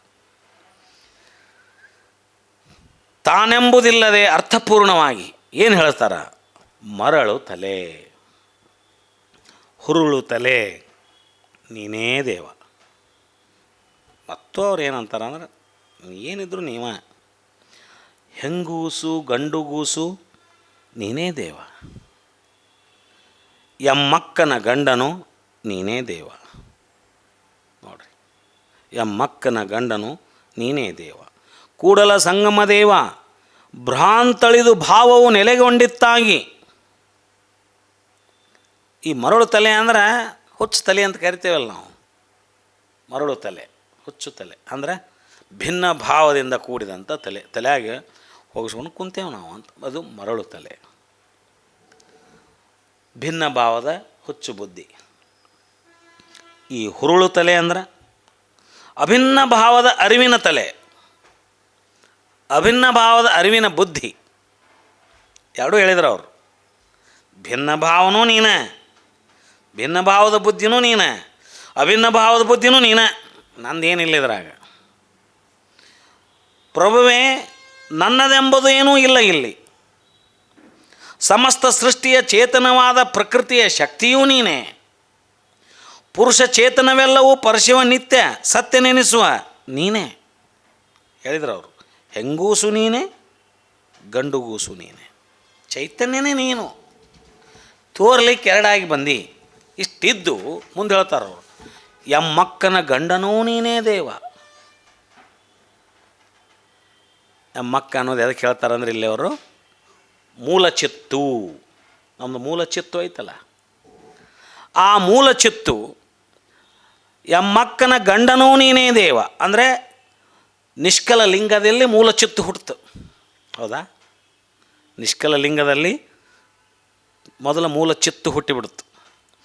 ಆ ನಿಷ್ಕಲ ಲಿಂಗದಿಂದ ಮೊಟ್ಟ ಮೊದಲು ಹೊರಹೊಮ್ಮಿದ ಮೂಲ ಚಿತ್ತ ಏನಿತ್ತಲ್ಲ, ಆ ಮೂಲ ಚಿತ್ತಿನ ಒಡೆಯ ನಿರವಯ ಲಿಂಗ, ನಿಷ್ಕಲ ಲಿಂಗ, ನಿರವಯ ಲಿಂಗ, ಅದು ನೀನೇ ಆಗಿದೆಯಾ. ಚಿತ್ತು ಹುಟ್ಟಕ್ಕಿಂತ ಮುಂಚೆಗೆ ನೀ ಇದ್ದಲ್ಲಪ್ಪ, ಚಿತ್ತೂ ನಿನ್ನ ಗರ್ಭದಲ್ಲಿ ಹುಟ್ಟಿದೆಯಲ್ಲಪ್ಪ. ಹೀಗಿರುವಾಗ ಕೂಡಲ ಸಂಗಮ ದೇವ ಭ್ರಾಂತಳಿದು ಭಾವ ನೆಲೆಗೊಂಡಿತ್ತಾಗಿ, ಭಿನ್ನ ಭಾವದ ಭ್ರಾಂತಿ ಎಳೆದು ಈ ರೀತಿಯಾಗಿ ನನಗೆ ನೆಲೆಗೊಂಡೈತೆ ಹೊರತು ಅಖಂಡ ಪರಿಪೂರ್ಣ ನಿಲುವು ನೆಲೆಗೊಂಡು ನಾನು ನೀನೆಂಬುದೇನೂ ಉಳಿದಿಲ್ಲವೆಂದು ಅಲ್ಲಿಗೆ ಹೋಗ್ಬಿಟ್ರವ್ರು. ಮೂಲ ಚಿತ್ತಿಗೆ ಹೋದಾಗ ನಾನು ನೀನು ಅನ್ನೋದು ಆ ಭಾವದಲ್ಲಿ ನಾವು ಇರಬೇಕಲ್ಲ. ನಮಗೆ ಯಾಕೆ ಸಾಧಿಸಿಲ್ಲ ಅಂದ್ರೆ ಆ ಭಾವದೊಳಗಿಲ್ಲ ನಾವು. ನಮ್ಮ ಮತ್ತು ಕಣ್ಣಿಗೆ ಏನು ಕಾಣ, ಶರೀರ ಕಾಣಾಕತೈತಿ. ನಾ ಯಾರು, ನೀವ್ಯಾರು, ನಿಮ್ಮ ಕಣ್ಣಿಗೆ ನಾನು, ನಮ್ಮ ಕಣ್ಣಿಗೆ ನೀನು, ಇವ್ರು ಯಾರು ಹಳ್ಳಿಕೆರೆಯವರು, ಇವ್ರು ಯಾರು ಇಂಥವ್ರು, ಇವ್ರು ಯಾರು ಹಿಂಗೆ ಕಾಣಾಕತ್ತೆ ಹೊರತು ನಾವು ಮೂಲ ಚಿತ್ತಿನ ಕಡೆ ನಮ್ಮ ಲಕ್ಷ್ಯ ಇಲ್ಲ. ಮತ್ತು ಆ ಲಕ್ಷ್ಯ ಇರಲಾರ್ದನ, ಅರಿವಿರ್ಲಾರ್ದನ ಭೇದ ಅಳಿ ಅಂದ್ರೆ ಹೆಂಗೆ ಅಳ್ಯಾಕೆ ಸಾಧ್ಯ ಆಕತಿ? ಅದು ಅಳ್ಯಾಕೆ ಸಾಧ್ಯ ಆಗೋದಿಲ್ಲ ಅಂತ ಹೇಳ್ತಾರೆ ಅವರು. ಇದಕ್ಕೆ ಅಲ್ಲಮಪ್ರಭುದೇವರು ಅಜ್ಞಾನ ಸುಜ್ಞಾನಗಳೆರಡು ಶಿವನೆಂದರೆ, ಎರಡೂ ನೀನು ಅನ್ನಕತ್ತಿರಲ್ಲ, ಶಿವನೆಂದರೆ ಶಿವಜ್ಞಾನಿಗಳು ಮೆಚ್ಚುವರೆ. ಎಷ್ಟು ಚಂದ ಕೇಳ್ತಾರೆ ನೋಡ್ರಿ. ಎರಡೂ ನೀನು ಅಂತ ಹೇಳಕತ್ತೀರಿ ನೀವು. ಎನ್ನರಿವು ಮರವೆಯು, ಎನ್ನ ಶಕ್ತಿ ಶಿವಾತತ್ವವು ನೀನೇ ಇಲ್ಲದೆ ಅನ್ಯತ್ರವಿಲ್ಲ. ಎನ್ನ ಸುಜ್ಞಾನ ಶಕ್ತಿಯಲ್ಲಿ ಲಿಂಗೋಪಭೋಗಿಯಾಗಿ ನೀನಲ್ಲದನ್ಯವಿಲ್ಲ. ಎನ್ನ ಭ್ರಾಂತಳಿದ ಭಾವವು ನೀವಲ್ಲದೆ ಇಲ್ಲವೆಂದು ಬಸವರಾಜ ದೇವರು ಭಿನ್ನಯಿಸಲು ಇದಕ್ಕೆ ಪ್ರಭುದೇವರು ನಿರೂಪಿಸಿದ ಪ್ರಸ್ತಾವದ ವಚನ. ಏನು ಹೇಳಿದರು ಅವರು? ನೋಡ್ರಪ್ಪ, ಅಜ್ಞಾನ ಸುಜ್ಞಾನಗಳೆರಡೂ ಶಿವನೆಂದರೆ, ಅರಿವು ನೀನೇ ಮರಿವು ನೀನೇ ಅಂತ ಹೇಳಕತ್ತಿರಲ್ಲ. ಅಜ್ಞಾನ ಸುಜ್ಞಾನಗಳೆರಡೂ ಶಿವನೆಂದರೆ ಶಿವಜ್ಞಾನಿಗಳು ಮೆಚ್ಚುವರೆ? ಪ್ರಶ್ನೆ ಹಾಕಿದರು. ಶಿವಶಕ್ತಿಗಳೆರಡೂ ನೀನೇ ಎಂದರೆ ಮಹಾನುಭಾವಿಗಳು ಪರಿಣಾಮಿಸುವರೆ? ತನ್ನ ತಾನಾರೆಂಬುದನ್ನರಿಯದೆ ಅನ್ಯವೆಲ್ಲವೂ ಬೊಮ್ಮವೆಂಬ ಈ ಕರ್ಮದ ನುಡಿಯ ಮೆಚ್ಚುವನೇ ನಮ್ಮ ಗುಹೇಶ್ವರ ಲಿಂಗವು. ಮತ್ತೊಂದು ಟೈಪ್ ಪರೀಕ್ಷೆನೇ ನಡೆದಂಗೆ ನಡೆದೈತಿಲ್ಲ. ಆ ಮಹಾಮನೆಯ ಹೊರಗಡೆ ನಿಂತು ಒಂದು ಪರೀಕ್ಷೆ ನಡೀತು. ಈ ಮಹಾಮನೆ ಒಳಗೆ ಬಂದ ಮೇಲೆ ಮತ್ತೊಂದು ಮನೆ ಇದು. ಇಲ್ಲಿ ಸಾತ್ವಿಕವಾಗಿ ಚರ್ಚೆ ನಡೆದೈತಿ. ಅಲ್ಲಿ ಒಂದಿಟ್ಟು ಆಕ್ರೋಶ ರೋಷ ಇತ್ತು ಹೊರಗಡೆ. ಇಲ್ಲಿ ಸಾತ್ವಿಕ ರೀತಿಯಿಂದ ಎಲ್ಲರಿಗೂ ತತ್ವವನ್ನು ತಿಳಿಸೋ ಕಾರಣಕ್ಕಾಗಿ ಅಲ್ಲೊಂದು ಸ್ವಲ್ಪ ಚರ್ಚೆ ನಡೆದೈತಿ. ಯಾರಿಗೆ? ಬಸವಣ್ಣವ್ರಿಗೂ ಪ್ರಭುದೇವರಿಗೂ. ಅದಕ್ಕೆ ಅವ್ರು ಹೇಳಿದರು, ಅಜ್ಞಾನ ಇದು ಕತ್ತಲೆಯ ಪ್ರತಿಬಿಂಬ ಅಥವಾ ಕತ್ತಲೆಯ ಸ್ವರೂಪ, ಕತ್ತಲೆಯ ಸಂಕೇತ. ಸುಜ್ಞಾನ ಬೆಳಕಿನ ಸಂಕೇತ. ಒಂದಕ್ಕೊಂದು ತದ್ವಿರುದ್ಧ. ಅವೆರಡೂ ಒಂದೇ ಎಂದು ಪ್ರತಿಪಾದಿಸಿದರೆ ನೋಡ್ರಿ ಎಷ್ಟು ಚಂದ ಹೇಳ್ತಾರೆ. ಒಂದೇ ಎಂದು ಪ್ರತಿಪಾದಿಸಿದರೆ ನಿಜದಿರವನರಿದ ಶಿವಜ್ಞಾನಿಗಳು ಹೌದೆಂದು ಮೆಚ್ಚುವರೆ. ನೀ ಎರಡೂ ಒಂದೇ ಅಂತ ಪ್ರತಿಪಾದನೆ ಮಾಡ್ಕೊಂತ ಹೋದ್ರೆ ನಿಜವಾದ ಅರಿವು ಪಡ್ಕೊಂಡಂಥ ಶಿವಜ್ಞಾನಿಗಳಿಗೆ ಮೆಚ್ಕೊತಾರನ ನೀ ಹೇಳಿದ ಮಾತಿಗೆ ಅಂತ ಪ್ರಶ್ನೆ ಇಲ್ಲ. ವಿಶ್ವಚೇತನವಾದ ಶಿವತತ್ವ ಮತ್ತು ಶಿವತತ್ವದಿಂದ ಅವಿನಾಭಾವ ಸಂಬಂಧವಾಗಿರುವ ಶಕ್ತಿ ಪುರುಷ ಸ್ತ್ರೀ ಇವೆರಡೂ ನೀನೇ ಎಂದರೆ ಪರಮಾನುಭಾವ ಪಡೆದ ಶರಣರು ಹೌದೆಂದು ಮೆಚ್ಚುವರೆ. ಸಾಧ್ಯ ಇಲ್ಲ. ಇವೆರಡೂ ನೀನೇ ಎಂದರೆ ಅವರು ಸಂತೃಪ್ತಿಗೊಳ್ಳುವರೆ. ಇಲ್ಲ. ಮೊದಲು ತನ್ನ ತಾನಾರೆಂದು ತನ್ನ ನಿಜ ಸ್ವರೂಪವ ಸ್ವಾನುಭಾವದಿಂದ ಅರಿಯಬೇಕು. ಸ್ವಾನುಭಾವದಿಂದ ತಾನಾರೆಂಬುದನ್ನು ಅರಿಯದೆ ನೋಡ್ರಿ, ನಾನು ಯಾರಂತ ಅರಿಲಾರ್ದನೆ ಅನ್ಯ ಸಮಸ್ತವೆಲ್ಲವೂ ಪರಬ್ರಹ್ಮವೆಂಬುದು ಬರೀ ಅರಿಯದೇ ನುಡಿಯುವ ಕರ್ಮಪ್ರಧಾನವಾದ ಮಾತಾಕತೆ. ನಾವು ಹರಕೊಂಡು ನುಡಿಬೇಕು. ಇಂತೀ ಬರೀ ಮಾತಿನ ಬ್ರಹ್ಮದ ನುಡಿಗೆ ಪರಶಿವನು ಒಪ್ಪುವುದಿಲ್ಲ. ಹೀಗೆಂದು ಪ್ರಭುದೇವರು ಭಾಳ ಸ್ಪಷ್ಟವಾಗಿ ನಿರೂಪಿಸಲು ಇದಕ್ಕೆ ಬಸವರಾಜ ದೇವರು ಭಿನ್ನಯಿಸಿದ ಪ್ರಸ್ತಾವದ ವಚನ. ಅರಿವು ವಿಡಿದು ಅರಿವನರಿದು ಅರಿವೇ ನೀನೆಂಬ ಭ್ರಾಂತು ಎನಗಿಲ್ಲವಯ್ಯ. ತಪ್ಪು ತಿಳ್ಕೊಂಡ್ರೆ ನೀವು ಅಂತಾರೆ ಅವರು ಪ್ರಭುದೇವರಿಗೆ. ಅರಿವು ವಿಡಿದು ಅರಿವನರಿದು ಅರಿವೇ ನೀನೆಂಬ ಭ್ರಾಂತು ಎನಗಿಲ್ಲವಯ್ಯ. ಮರಹು ವಿಡಿದು ಮರಹ ಮರೆದು ನೀನೆಂಬ ಮರಹಿನವ ನಾನಲ್ಲವಯ್ಯ. ದೇಹ ಪ್ರಾಣಂಗಳ ಹಿಂಗಿ ದೇಹವಿಡಿದು ದೇಹ ನಿಮ್ಮದೆಂಬ ಭ್ರಾಂತು ಸೂತಕಿಯ ನಾನಲ್ಲವಯ್ಯ. ನಿನ್ನ ಅರಿದ ಅರಿವ ಭಿನ್ನವಿಟ್ಟು ಕಂಡೇನಾದರೆ ನಿಮ್ಮಾಣೆ ಕಾಣ ಕೂಡಲ ಸಂಗಮ ದೇವ. ನೋಡ್ರಿ ಏನು ಹೇಳ್ತಾರೆ ಇಲ್ಲಿ ಅವರು. ಎಷ್ಟು ಸ್ಪಷ್ಟವಾಗಿ ಆ ವಿಷಯವನ್ನು ಇಲ್ಲಿ ಪ್ರಸ್ತಾಪ ಮಾಡ್ತಾರೆ. ಏನು ಹೇಳಿದರು ಅವರು?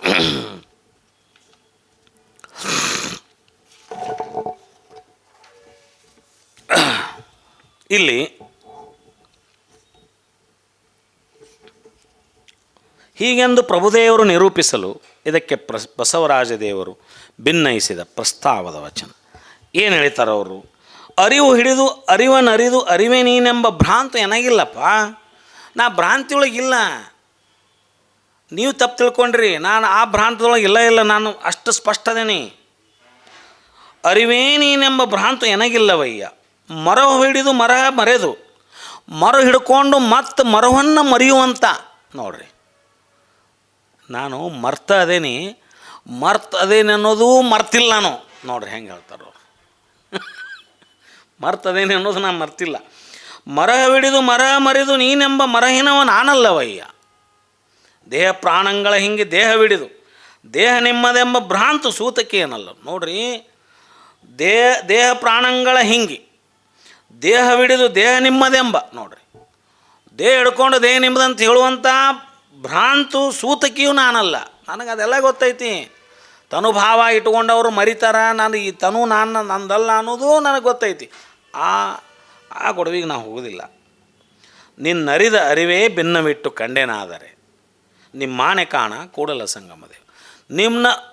ನಿನ್ನ ಅರಿತಂಥ ಅರಿವನ್ನು ಭಿನ್ನಿಟ್ಟು ಕಾಣೆ ಅಂದ್ರೆ ನಾನು ನಿಮ್ಮನ್ನು ಅರಿತಂಥ ಅರಿವು ನನ್ನದೈತಲ್ಲ. ನಾನು ನಿಮ್ಮನ್ನು ಹೆಂಗೆ ಅರ್ತೆ? ನನ್ನ ಅರಿವಿನಿಂದ ಅರ್ತೆ. ಹೌದಾ? ನಿಮ್ಮನ್ನು ತಿಳ್ಕೊಬೇಕಂದ್ರೆ ನನಗೊಂದು ಅರಿವು ಬರಬೇಕು. ನಿನ್ನ ಅರಿವನ್ನು ತಿಳ್ಕೊಬೇಕಂದ್ರೆ ನನಗೊಂದು ಅರಿವು ಇರಬೇಕು. ಆ ನನ್ನ ಅರಿವಿನಿಂದ ನಿಮ್ಮ ಅರಿವನ್ನು ತಿಳ್ಕೊಂಡೇನೆ ಅನ್ನುವಂಥ ನೋಡ್ರಿ ಎಷ್ಟು ಚಂದ ಹೇಳ್ತಾರೆ ಅವರು. ನಿನ್ನರಿದ ಅರಿವ ಭಿನ್ನವಿಟ್ಟು ನೋಡ್ರಿ, ನನಗೆ ಬಂದ ಅರಿವು ಏನೈತಲ್ಲ, ನಿಮ್ಮನ್ನು ಅರಿಯುವಂಥ ನನಗೆ ಬಂದ ಅರಿವು ಅದು ನನ್ನ ಅರಿವು. ನಿಮ್ಮ ಅರಿವು ಬೇರೆ, ನನ್ನ ಅರಿವು ಬೇರೆ ಅಂತ ಅದನ್ನು ಭಿನ್ನ ಇಟ್ಟು ಕಂಡೇನಾದರೆ ನಾ ಅಂಥ ತಪ್ಪು ಮಾಡೋದಿಲ್ಲ. ನನ್ನ ಅರಿವೇ ನಿಮ್ಮ ಅರಿವು.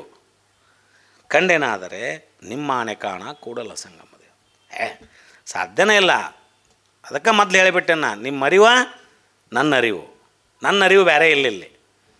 ನಿಮ್ಮನ್ನು ನನ್ನ ಅರಿವಿನಿಂದ ಕಂಡೆ ಅಂತ ಹೇಳುವಂಥ ತಪ್ಪು ನಾ ಮಾಡೋದಿಲ್ಲ ಅಂತ ಹೇಳಿದರು. ಈ ವಚನದ ತಾತ್ಪರ್ಯವ ಕೇಳಿದ ಪ್ರಭುದೇವರು, ದೇವಭಕ್ತನೆಂಬ ನಾಮಗಳೆರಡೂ ನಿಮ್ಮಲ್ಲಿ ತೋರುತ್ತಿದ್ದಾನೆ, ಇವು ಅಡಗಿದ ಪರಿ ಹೇಗೆಂದು ಬೆಸಗೊಂಬ ಪ್ರಸ್ತಾವದ ವಚನ. ಏನು ಹೇಳಿದ್ರು ಅವ್ರು ಹೇಳಿದ್ದಾರೆ ಏನಿಲ್ಲಿ? ಇಲ್ಲಿ ಅವರು ಕಾಯವಿಡಿದು ಲಿಂಗವಿದೆ, ಲಿಂಗವಿಡಿದು ಕಾಯವಿದೆ, ಕಾಯವಿಡಿದು ಲಿಂಗವಿದೆ, ಲಿಂಗವಿಡಿದು ಕಾಯವಿದೆ, ಅರಿವಿಡಿದು ವಚನವಿದೆ, ವಚನವಿಡಿದು ತೋರುವ ಅರಿವಿದೆ, ಲಿಂಗಾಂಗವೆರಡೂ ನಿಮ್ಮಲ್ಲಿ ಐಕ್ಯವಾದ ಪರಿಯಂತೂ ಹೇಳ. ದೇವಭಕ್ತನೆಂಬ ನಾಮ ಸೀಮೆಯಡಗಿ ಗುಹೇಶ್ವರ ಲಿಂಗದಲ್ಲಿ ತದುಗತವಾಗಿದ್ದ ಪರಿಯಂತೂ ಹೇಳ ಸಂಗನ ಬಸವಣ್ಣ. ಇಲ್ಲಿ ಕಾಯವಿಡಿದು ಲಿಂಗವಿದೆ, ಲಿಂಗವಿಡಿದು ಕಾಯವಿದೆ ಅಂದರೆ ಏನು? ಲಿಂಗ ನಿರಾಕಾರ. ಆ ನಿರಾಕಾರ ಪರವಸ್ತುವಿಗೆ ನಾವು ಲಿಂಗ ಅಂತ ಹೆಸರು ಕೊಟ್ಟೇವಿ. ಶರಣರು ಕೊಟ್ಟಿದ್ದು ಲಿಂಗ. ವೇದಾಂತಿಗಳು ಪರಬ್ರಹ್ಮ, ಬ್ರಹ್ಮನ್ ಅಂತ ಕರೆದ್ರು. ಹೌದಾ? ಇನ್ನುಳಿದ ಧರ್ಮದವರು ಬೇರೆ ಬೇರೆ ಹೆಸರು, ಗಾಡ್ ಅಂತ ಕರೆದ್ರು, ದೇವ್ರಂತ ಕರೆದ್ರು. ನಾವು ಆ ಪರವಸ್ತುವಿಗೆ ಹೆಸರಿಟ್ಟದ್ದು ಶರಣರು ಲಿಂಗ ಅಂತ ಹೆಸರಿಟ್ಟರು. ಶರಣ ಸಂಪ್ರದಾಯದಲ್ಲಿ ಶರಣರು ಆ ದೇವರಿಗೆ, ಆ ಮಹಾಘನ ಪರವಸ್ತುವಿಗೆ, ಆ ನಿರ್ಭಯಲಿಗೆ, ಹೌದಾ, ಏನಂತ ಹೆಸರು ಇಟ್ಟು ಕರೆದಾರ? ಲಿಂಗ ಅಂತ ಹೆಸರಿಟ್ಟರು. ಅದು ನಿರಾಕಾರ. ಲಿಂಗವು ನಿರಾಕಾರ. ಕಾಯವಿಡುವುದು ಲಿಂಗವಿದೆ. ಲಿಂಗಕ್ಕೆ ಸಾಕಾರವಾದ ಕಾಯವೇ ಆಶ್ರಯ. ನಿರಾಕಾರ ವಸ್ತುವಿಗೆ ಸಾಕಾರದ ಶರೀರ ಆಶ್ರಯ ಆಕತ್ತೆ. ಇಲ್ಲಾಂದ್ರೆ ಅದಕ್ಕೆ ಆಶ್ರಯ ಇಲ್ಲ. ತೋರುವ ಜಗತ್ತಿಗೆ ಅದು ಕಾಣಲಿಕ್ಕೆ ಬರೋದಿಲ್ಲ. ಅದು ಕಾಣೋದಿತ್ತು ಅಂದರೆ ಅದು ದೇಹದ ಮುಖಾಂತರನೇ ಕಾಣಬೇಕು. ಜಗತ್ತಿನ ಜೊತೆ ವ್ಯವಹರಿಸ್ಬೇಕಂದ್ರೆ ಅದು ಕಾಯವಿಡಿದೆ, ಅದಕ್ಕೆ ಆಶ್ರಯ. ಮತ್ತು ಸಾಕಾರ ಸ್ವರೂಪಿ ಕಾಯಕ್ಕೆ, ಹಂಗಾರೆ ಈ ಕಣ್ಣಿಗೆ ಕಾಣುವ ದೇಹಕ್ಕೆ ನಿರಾಕಾರ ಸ್ವರೂಪಿಯಾದ ಲಿಂಗವೇ ಚೈತನ್ಯ. ನೋಡ್ರಿ, ಒಂದನ್ನೊಂದು ಬಿಟ್ಟರಕ್ಕಾಗೋದಿಲ್ಲ. ಅವೆರಡೂ ಒಂದನ್ನೊಂದು ಆಶ್ರಯಿಸಿವೆ. ಶರೀರ ಶ್ರೇಷ್ಠನೋ ಚೈತನ್ಯ ಶ್ರೇಷ್ಠನೋ? ಶರೀರ ಶ್ರೇಷ್ಠನೋ ಚೈತನ್ಯ ಶ್ರೇಷ್ಠನೋ? ಚೈತನ್ಯವಿಲ್ಲದ ಶರೀರಕ್ಕೆ ಯಾವುದೇ ಬೆಲೆ ಇಲ್ಲ. ದೇಹವಿಲ್ಲದ ಚೈತನ್ಯ ಕಣ್ಣಿಗೆ ತೋರ್ಪಡಲಿಕ್ಕೆ ಆಗೋದಿಲ್ಲ. ಅದು ಯಾವುದೇ ವ್ಯವಹಾರವನ್ನು ಈ ಜಗತ್ತಿನಲ್ಲಿ ಮಾಡಲಿಕ್ಕೆ ಆಗೋದಿಲ್ಲ. ಅವು ಪರಸ್ಪರ ಅವಲಂಬಿತವಾಗಿರುವಂಥವು, ಲಿಂಗ ಮತ್ತು ಅಂಗ. ಅದು ಮೂಲ ಪರವಸ್ತುವಿನಿಂದ ಎರಡಾಯ್ತು. ಅದು ಮಾಲಿಂಗ ಸ್ಥಿತಿಯಿಂದ ಎರಡಾದು, ಅಂಗಲಿಂಗ ಆಯಿತು. ಇರಲಿ, ಅದಕ್ಕೆ ಮೂಲ ಚೇತನ ಅದೇ ಪರವಸ್ತುವಿನೇ. ತೋರುವ ಜಗತ್ತಿಗೆ ಒಂದು ನಿರಾಕಾರವಾಗಿ ಉಳಿತು, ಇನ್ನೊಂದು ಆಕಾರವಾಗಿ ಬಂತು. ಅದು ಅಂಗವಾಗಿ ಬಂತು, ಇದು ಲಿಂಗವಾಗಿ ಬಂತು. ಇವೆರಡು ಕೂಡಿ, ಇವೆರಡು ಬಿಟ್ಟಿರೋಕ್ಕಾಗೋದೇ ಇಲ್ಲ. ಯಾಕೆ? ಅದು ಎರಡೂ ಬಂದಿದ್ದು ಒಂದ ಮೂಲದಿಂದನೇ. ಅದು ಎರಡೂ ಬಂದಿದ್ದು ಒಂದ ಮೂಲದಿಂದನೇ. ಅಣ್ಣ ತಮ್ಮ ಅಕ್ಕ ತಂಗಿಯಾರು ಬಿಟ್ಟಿರೋಕ್ಕಾಗೋದಿಲ್ಲ. ಯಾಕಂದು ಒಂದ ಮೂಲದಿಂದ ಬಂದವರು. ಹಾಗೆದು ಮೂಲದಿಂದ ಎರಡೂ ಬಂತು. ಮಾಲಿಂಗ ಸ್ಥಿತಿಯಿಂದ ಒಂದಿದ್ದಿದ್ದು ಎರಡಾದ ಮೇಲೆ ಅಂಗ ಲಿಂಗ. ಅಂಗ ಕಣ್ಣಿಗೆ ಕಾಣುವ ತೋರುವ ಅಂಗ ಆಯಿತು, ಲಿಂಗ ಅದು ನಿರಾಕಾರವಾಗಿತ್ತು. ಅಂಗಕ್ಕೆ ಚೈತನ್ಯ ಸ್ವರೂಪಿಯಾಗಿ ಲಿಂಗ ಆಯಿತು, ಲಿಂಗಕ್ಕೆ ಆಶ್ರಯವಾಗಿ ಅಂಗ ಆಯಿತು. ಇದು ಸ್ಪಷ್ಟ. ಲಿಂಗವು ಕಾಯವಿಡಿದು ಲಿಂಗವಿದೆ, ಲಿಂಗವಿಡಿದು ಕಾಯವಿದೆ. ಅರಿವುವಿಡಿದು ವಚನವಿದೆ, ವಚನವಿಡಿದು ಅರಿವಿದೆ. ಸ್ವಾನುಭಾವದ ಅರಿವು ಸಂಬಂಧಿಸಿದಲ್ಲಿ, ನೋಡ್ರಿ, ಸ್ವಾನುಭಾವದ ಅರಿವು ನಮಗೆ ಸಂಬಂಧ ಆತಂದ್ರೆ, ಅರಿವಾತಂದ್ರೆ ಅದು ವಚನವಾಗಿರುತ್ತದೆ. ಸ್ವಾನುಭಾವದ ಅರಿವು ಸಂಬಂಧಿಸಿದಲ್ಲಿ ಮಾತೆಂಬುದು ಜ್ಯೋತಿರ್ಲಿಂಗವಾಗುತ್ತಲ್ಲಿ. ಅದು ಬರೀ ಮಾತಾಗಿರೋದಿಲ್ಲ, ಅದು ವಚನವಾಗಿರುತ್ತದೆ.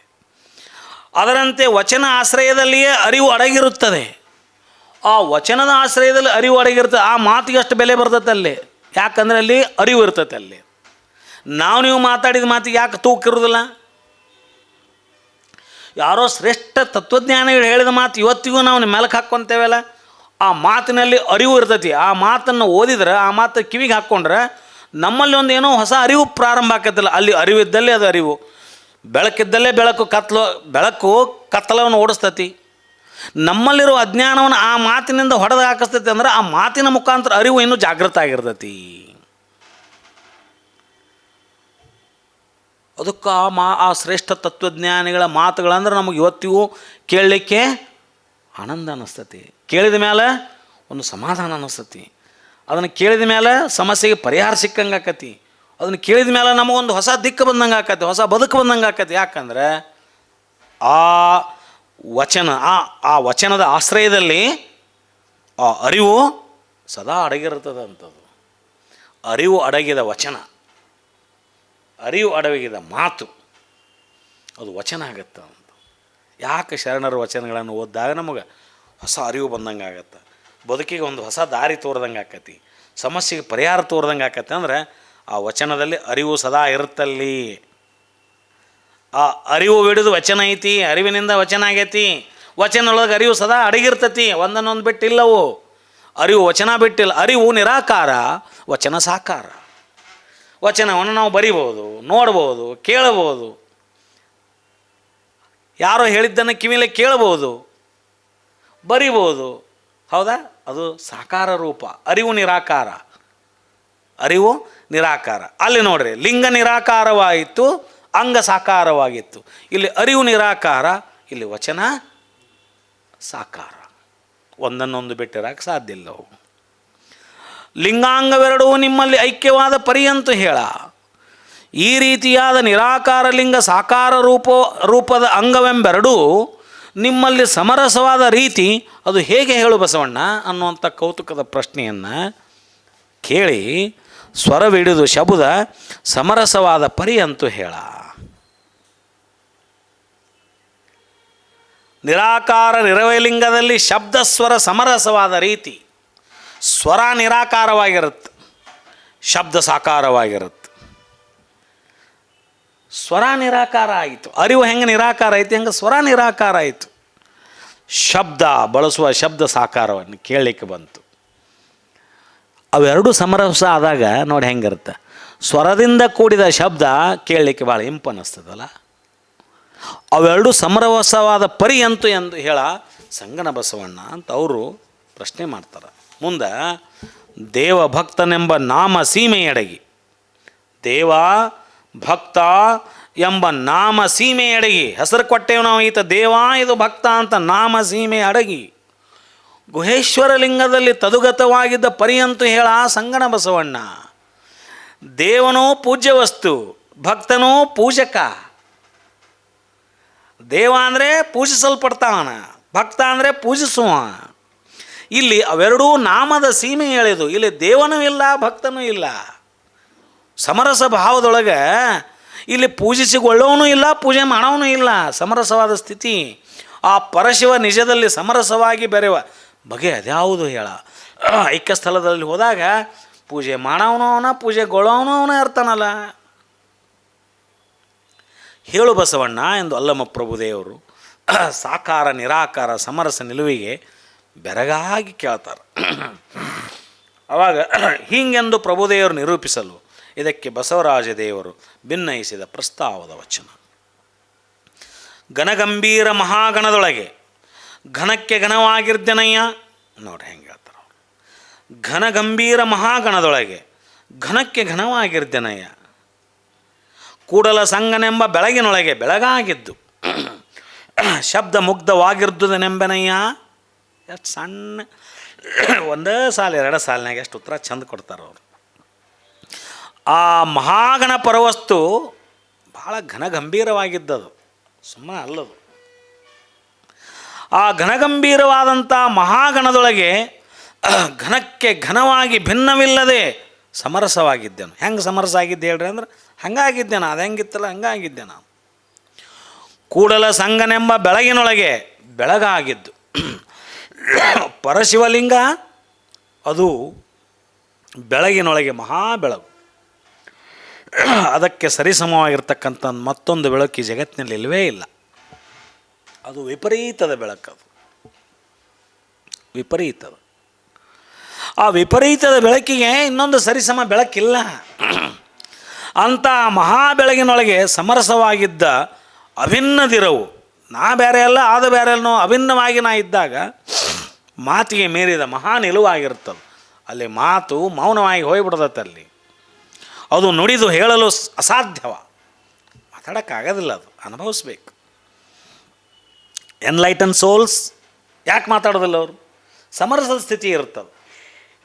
ಸಾಧಕರು ಯಾಕೆ ಮಾತಾಡೋದಿಲ್ಲ ಭಾಳ ಅಂದ್ರೆ ಸಮರಸದ ಭಾವದಲ್ಲಿ ಇರ್ತಾರೆ ಅವರು. ಅವಾಗೋ ಯಾವಾಗೊಮ್ಮೆ ಸುಮ್ಮ ಲೋಕದ ಅಪೇಕ್ಷೆ ಮೇರೆಗೆ ಎರಡು ಮಾತು ಮಾತಾಡ್ತಿರ್ತಾರೆ ಅಷ್ಟವರು. ನಾ ಸಾಧಿಸಿದೆ ಅಂತ ಹೇಳಲಿಕ್ಕೆ ಪ್ರಾರಂಭ ಮಾಡಿದ್ರೆ ಅಂದ್ರೆ ಅದು ಸಾಧನೆಯ ಮೊದಲನೇ ಹಂತ ಅಷ್ಟ. ಅದು it is the first door of, ಅಲ್ಲಿ ಮಾತಾಡಂಗಿಲ್ಲ. ಸಂಪೂರ್ಣ ಸಾಧಿಸಿದಂಥ ವ್ಯಕ್ತಿ ಮೌನವಾಗಿರ್ತಾನಲ್ಲಿ, ಘನಗಂಭೀರವಾಗಿರ್ತಕ್ಕಂಥದ್ದು, ಅದು ಹೇಳಲಿಕ್ಕೆ ಅಸಾಧ್ಯವಾಗಿರ್ತಕ್ಕಂಥದ್ದು. ಆ ಸಮರಸದ ಭಾವದ ಮಹದಾನದಲ್ಲಿ ಆತ ಸದಾ ಮಿಂದು ಹೋಗಿಬಿಟ್ಟಿರ್ತಾನೆ ಆ ವ್ಯಕ್ತಿ, ಆ ಸಾಧಕ. ಹೀಗಾಗಿ ಜಗತ್ತಿನ ಪರಿವೆ ಆತನಲ್ಲಿ ಇರೋದಿಲ್ಲ. ಯಾರು ಬಂದರು, ಯಾರು ಹೋದರು, ಏನು ಕೇಳಿದ್ರು, ಏನು ಮಾಡಿದರು, ಇಲ್ಲ, ಪರಿವಿಲ್ಲ. ಅದು ಸಮರಸ ಭಾವದಲ್ಲಿ ಭಾಳ ಆನಂದದೊಳಗಿರ್ತಕ್ಕಂಥ ಸ್ಥಿತಿಯಲ್ಲಿ ಇರ್ತಕ್ಕಂಥವ್ರು ಅವರು. ಅವ್ರಿಗೆ ಯಾರು ಬಂದ್ರೇನು, ಯಾರು ಹೋದ್ರೇನು, ಏನು ಕೊಟ್ರೇನು, ಏನು ತೊಗೊಂಡು ಹೋದ್ರೇನು ಸಂಬಂಧ ಇಲ್ಲ ಅವ್ರಿಗೆ. ಆ ನಿಲುವು, ಆ ಸ್ಥಿತಿ, ಅದನ್ನು ಹೇಳಕತ್ತಾರ ಅವರು. ಬಸವಣ್ಣವ್ರನ್ನ ಆ ಸ್ಥಿತಿಯೊಳಗಿದ್ದೆ ಹೆಂಗೆ ಹೇಳ್ತಾರೆ ನೋಡ್ರಿ ಅವರು. ಕೂಡಲ ಸಂಗನೆಂಬ ಬೆಳಗಿನೊಳಗೆ ಬೆಳಗಾಗಿದ್ದು ಶಬ್ದ ಮುಗ್ಧವಾಗಿರ್ದುದನೆಂಬ ಏನೇ ಹೇಳಲಿಲ್ಲಪ್ಪ ನಾನು. ಹೇಳಲಿಕ್ಕೆ ಅಸಾಧ್ಯವಾಗಿರ್ತಕ್ಕಂಥ ಮಾತು ಮನಗಳಿಂದ ತತ್ತ ಮೀರಿದ ಸಾತಿಶೇದ ನಿರುಪಾಧಿಕ. ಹೌದಾ?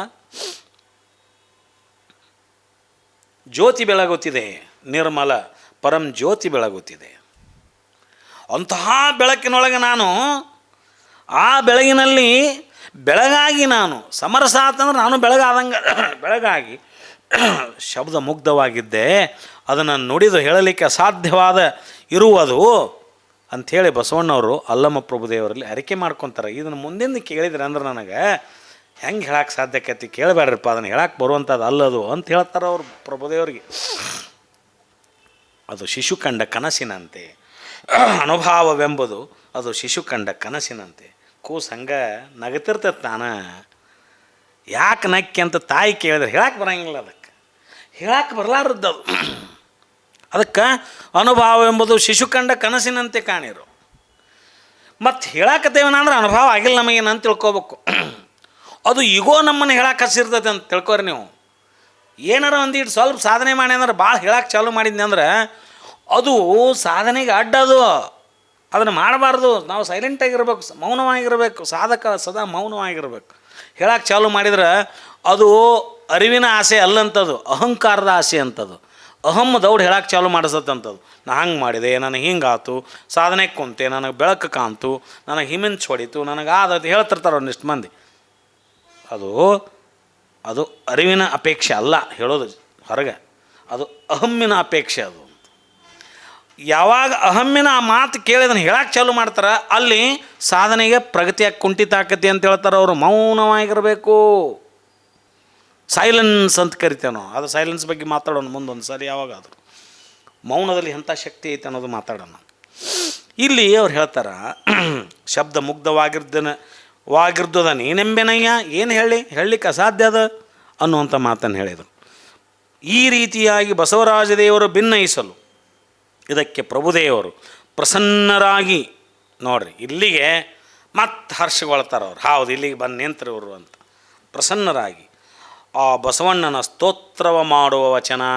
ಇಲ್ಲಿ ಮತ್ತೆ ನೆರೆದ ಅಸಂಖ್ಯಾತ ಶರಣ ಸಂಕುಲದ ಮಧ್ಯದಲ್ಲಿ ಮತ್ತು ಮಹಾಮನೆಯ ಪ್ರಾಂಗಣದಲ್ಲಿ ಒಳಗಡೆ ಬಂದು ನಿಂತ ಸಂದರ್ಭದಲ್ಲಿ ಅವರವರಿಷ್ಟೆಲ್ಲ ತಾತ್ವಿಕ ಚಿಂತನೆ ನಡೆದಾದ ಮೇಲೆ ಮತ್ತೊಮ್ಮೆ ಬಸವಣ್ಣವ್ರನ್ನ ಸ್ತುತಿ ಮಾಡಲಿಕ್ಕೆ ಪ್ರಾರಂಭ ಮಾಡ್ತಾರೆ. ಹೊರಗಡೆ ಮಾಡಿದ್ರು. ಈಗ ಆದಿಯ ಲಿಂಗವ ತೋರಿದ ಅನಿಮಿಷನ ಕಂಡಿನಯ್ಯ ಎಂದು ಪ್ರಭುದೇವರು ಹೇಳಿದರು. ಆದಿಯ ಲಿಂಗವ ತೋರಿದ ಅನಿಮಿಷನ ಕಂಡೆನಯ್ಯ. ಅನಿಮಿಷ ಅಂದ್ರೆ ಪ್ರಭುದೇವರು ಗುರು. ಮತ್ತೊಮ್ಮೆ ನಾನು ಬಸವಣ್ಣವ್ರನ್ನ ಕಂಡೇನೆ ಅಂದ್ರೆ ನಾನು ಗುರುವಿನ ಕಂಡಂಗಾತು. ಯಾಕೆ? ಅನಿಮಿಷ ದೇವರು ಗುರುವಿನ ಗುರು, ಬಸವಣ್ಣವರು ಗುರುವಿನ ಗುರು. ಅನಿಮಿಷ ದೇವರಿಗೆ ಲಿಂಗ ಕೊಟ್ಟವ್ರು ಬಸವಣ್ಣವ್ರು ಅಂತ ಈಗಾಗಲೇ ನಾವು ನೋಡೇವಿ. ನಾನು ಗುರುವಿನ ಮತ್ತೊಮ್ಮೆ ನೋಡ್ದಂಗೆ ಆತಂದ್ರೆ ಗುರುವಿನ ಗುರುನ ನನಗೆ. ಆದಿಯ ಲಿಂಗವ ತೋರಿದ ಅನಿಮಿಷನ ಕಂಡೆನಯ್ಯ ಎಂದು, ಕೃತಯುಗದ ಸ್ಕಂದನೆಂಬ ಗಣೇಶ್ವರನ ಕಂಡೆನಯ್ಯ ಎಂದು, ತ್ರೇತಾಯುಗದ ನೀಲಲೋಹಿತನೆಂಬ ಗಣೇಶ್ವರನ ಕಂಡೆನಯ್ಯ ಎಂದು, ದ್ವಾಪಾರ ಯುಗದ ವೃಷಭನೆಂಬ ಗಣೇಶ್ವರನ ಕಂಡೆನಯ್ಯ ಎಂದು. ಎಂದು ಕಲಿಯುಗದಲ್ಲಿ ಅನಿಮಿಷ ಬಸವನೆಂಬ ಗಣೇಶ್ವರನ ಕಂಡೆನಯ್ಯ ಎಂದು. ಎನ್ನ ಕಂಡವರನು ನಿನ್ನ ಕಂಡವರನು ಇಂದು ಕಂಡೆ ಕಾಣ ಗುಹೇಶ್ವರ. ಕೊನೆ ಸಾಲು ನೋಡ್ರಿ. ಎನ್ನ ಕಂಡವರನ್ನು ನಿನ್ನ ಕಂಡವರನ್ನು ಆ ಪರವಸ್ತುವನ್ನು ಕಂಡವರನ್ನು ಇಂದು ಕಂಡೆ ಕಾಣ ಗುಹೇಶ್ವರ. ಬಸವಣ್ಣವ್ರ ಕುರಿತಂಥ ಮಾತು. ನನ್ನನ್ನು ನೋಡಿದವರು ನಿನ್ನನ್ನು ನೋಡಿದವರು ಅವರು ಅಂತ. ಅವರು ಅಂತಿಂಥವ್ರಲ್ಲ, ಸಾಮಾನ್ಯರಲ್ಲ ಅವರು. ಎನ್ನ ಕಂಡವರನು ನಿನ್ನ ಕಂಡವರನ್ನು, ನೋಡಿ ಅಂಥ ಮಾತು.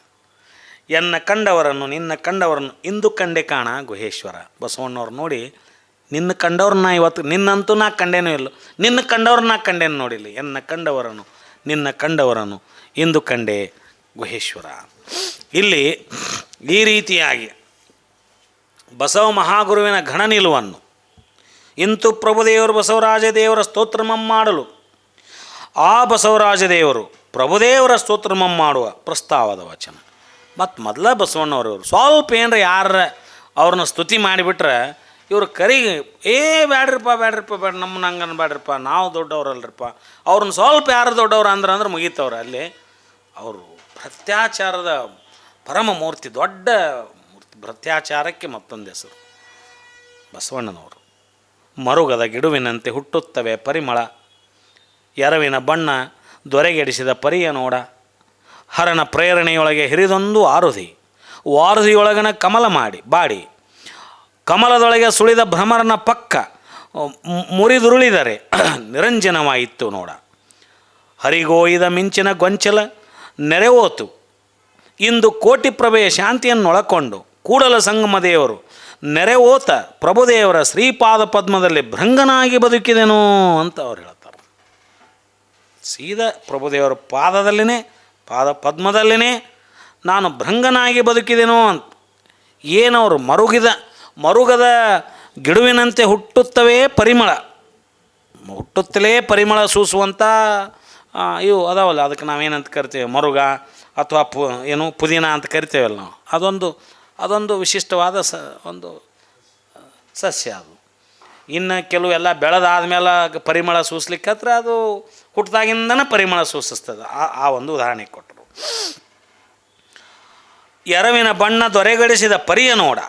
ಎರವಿನ ಬಣ್ಣ ದೊರೆಗೆಡಿಸಿದ ಪರಿ. ಎರವಿನ ಬಣ್ಣ ಅಂದ್ರೆ ಭಿನ್ನವಾದ ಬಣ್ಣ, ಅಂದ್ರೆ ಅಭಿನ್ನವಾಗಿರ್ತಕ್ಕಂಥದ್ದು ಬಣ್ಣ.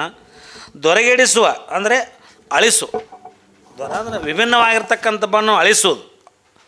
ಈ ರೀತಿಯಾಗಿ ಇಲ್ಲಿ ಪ್ರಭುದೇವರು ತಾನು ಪರಶಿವ ತತ್ವದಿಂದ ಹೊರಹೊಮ್ಮಿ ಬಂದ ಶಿವಾಂಶಿಕವೆಂಬ ನಿಜ ಸ್ವರೂಪವನ್ನು ಅರಿದವರು. ನಿಜ ಸ್ವರೂಪವನ್ನು ಅರಿದು ಆ ಮಹಾಗಣದಲ್ಲಿ ಬೆರೆದು ಭಿನ್ನ ಭಾವ ಉಳಿದ ಸ್ವಯಲಿಂಗಿ. ಅವರು ಸ್ವತಃ ಭಿನ್ನ ಭಾವ ಉಳಿದ ಸ್ವಯಲಿಂಗಿ. ಈಗ ಹೆಂಗೆ ಹುಟ್ಟುತ್ತಲೇ ಪರಿಮಳ ಬೀಸ್ತಕ್ಕಂಥ ಸೂಸುವಂಥ ಸಸ್ಯ ಹೆಂಗೈತಲ್ಲ, ಹಂಗೆ ಪ್ರಭುದೇವರು ಅನ್ನುವಂಥ ಅರ್ಥದಲ್ಲಿ ಅವ್ರು ಹೇಳಾಕ್ತಾರೆ. ಹರಣ ಪ್ರೇರಣೆಯೊಳಗೆ ಹಿರಿದೊಂದು ವಾರುದೆ ಅಂದರೆ ಸಂಸಾರ. ಸೊ ಆ ಮಹಾಗಣ ಪರಶಿವ ತತ್ವದಿಂದ ಹೊರಹೊಮ್ಮಿದ ಸಮಸ್ತ ಸೃಷ್ಟಿ ಏನೈತಲ್ಲ, ಆ ಸೃಷ್ಟಿ ಒಂದಂಗವಾದ ಮಾನವ ಕುಲಕೋಟಿ. ಸೃಷ್ಟಿ ಅಂದ್ರೆ ಮಾನವ ಕುಲಕೋಟಿ ಒಂದಲ್ಲ, ರಗಡೈತಿ. ಅದರಲ್ಲಿ ಒಂದಂಗವಾದ ಮಾನವ ಕುಲಕೋಟಿಯು ಮರವೆಯಿಂದ ಮಹಾಸಂಸಾರ ಸಾಗರವಾಗಿ ಮಾರ್ಪಟ್ಟು, ವಾರುದೇ ಸಮುದ್ರ, ಸಂಸಾರದ ಸಾಗರ, ಅದು ಮರವೆಯಿಂದ ಏನಾಗಿಬಿಟ್ಟೈತೆ ಅಂದ್ರೆ ಒಂದು ಮಹಾಸಾಗರ ಪರಿವರ್ತನೆ ಆಗೈತೆ ಅಂತ ಮಾನವ ಕೋಟಿ. ಇದೊಂದು ವಿಚಿತ್ರ ಮತ್ತು ವಿಸ್ಮಯ. ವಾರದಿಯೊಳಗನ ಕಮಲ ಬಾಡಿ ಕಮಲದೊಳಗೆ ಸುಳಿವ ಆ ಸಂಸಾರ ಸಾಗರದಲ್ಲಿ ಭ್ರಮರ ಅಧೋಮುಖವಾಗಿ ಇರುವ ಕಮಲದಲ್ಲಿ ಭ್ರಮಿಸುವ ಜೀವ. ಭ್ರಮರ ಅದು ಕಮಲ ಬಾಡಿ, ಕಮಲದೊಳಗೆ ಬಾಡಿ ಅಂದರೆ ಅಧೋಮುಖವಾಗಿ ಏನು ಯಾವಾಗ ಇರ್ತಲ್ಲ, ಇದು ಅಧೋಮುಖವಾಗಿರ್ತಕ್ಕಂಥ ಸ್ಥಿತಿಯಲ್ಲಿ ಅದು ಬಾಡಿದಂಥ ಕಮಲ ಅಂತದು.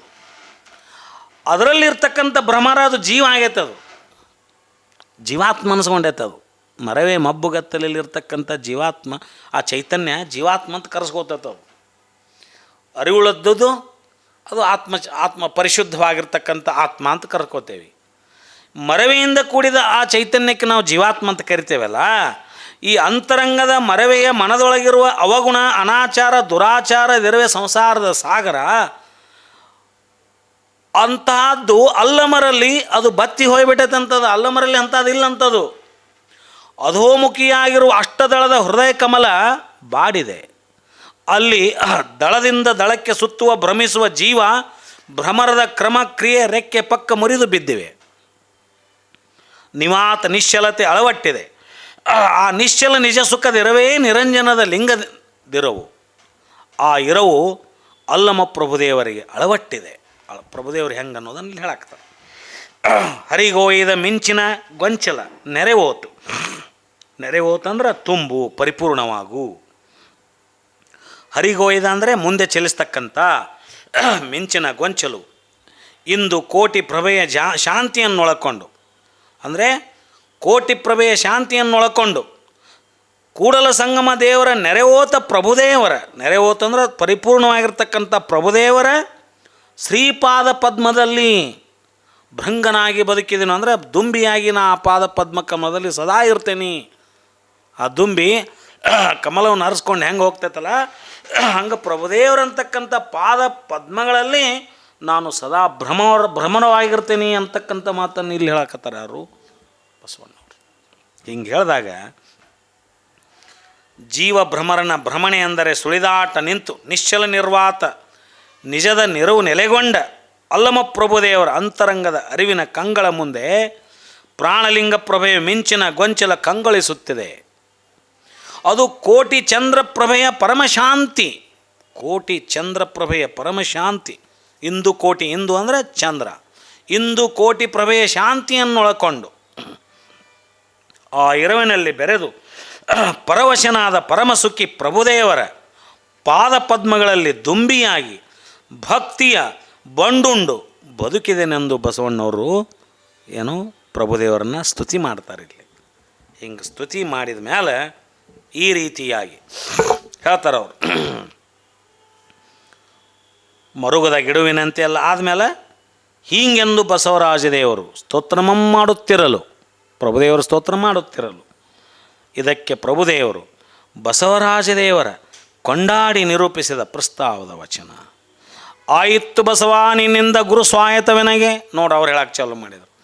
ಆಯಿತ್ತು ಬಸವ ನಿನ್ನಿಂದ ಗುರು ಸ್ವಾಯತವೆನಗೆ, ಆಯಿತ್ತು ಬಸವ ನಿನ್ನಿಂದ ಲಿಂಗ ಸ್ವಾಯತವೆನಗೆ, ಆಯಿತ್ತು ಬಸವ ನಿನ್ನಿಂದ ಜಂಗಮ ಸ್ವಾಯತ. ಗುರು ಲಿಂಗ ಜಂಗಮದ ಸ್ವಾಯತ ನನಗೆ ಬಸವಣ್ಣ ನಿನ್ನಿಂದ ಆಗಿತ್ತಪ್ಪ ಅಂತ ಪ್ರಭುದೇವರು ಹೇಳಕ್ಕತ್ತಿರಲಿ. ಆಯಿತ್ತು ಬಸವ ನಿನ್ನಿಂದ ಪ್ರಸಾದ ಸ್ವಾಯತವೆನಗೆ, ಇಂತಿ ಚತುರ್ವಿಧ ಸ್ವಾಯತವನು ನೀನೇ ಮಾಡಿದೆಯಾಗಿ. ಯಾರು ಹೇಳಾಕ್ತಾರೆ ಇದನ್ನು? ಪ್ರಭುದೇವರು ಬಸವಣ್ಣವ್ರಿಗೆ ಹೇಳಾಕ್ತಾರೆ. ನೀನೇ ಮಾಡಿದೆಯಾಗಿ ನಮ್ಮ ಗುಹೇಶ್ವರ ಲಿಂಗಕ್ಕೆ, ನಮ್ಮ ಗುಹೇಶ್ವರ ಲಿಂಗಕ್ಕೆ ವಿಳಾಸವಾದ ಎಲ್ಲ ಸಂಗನ ಬಸವಣ್ಣ ಅಂತ. ಇದಂಥ ಮಾತು.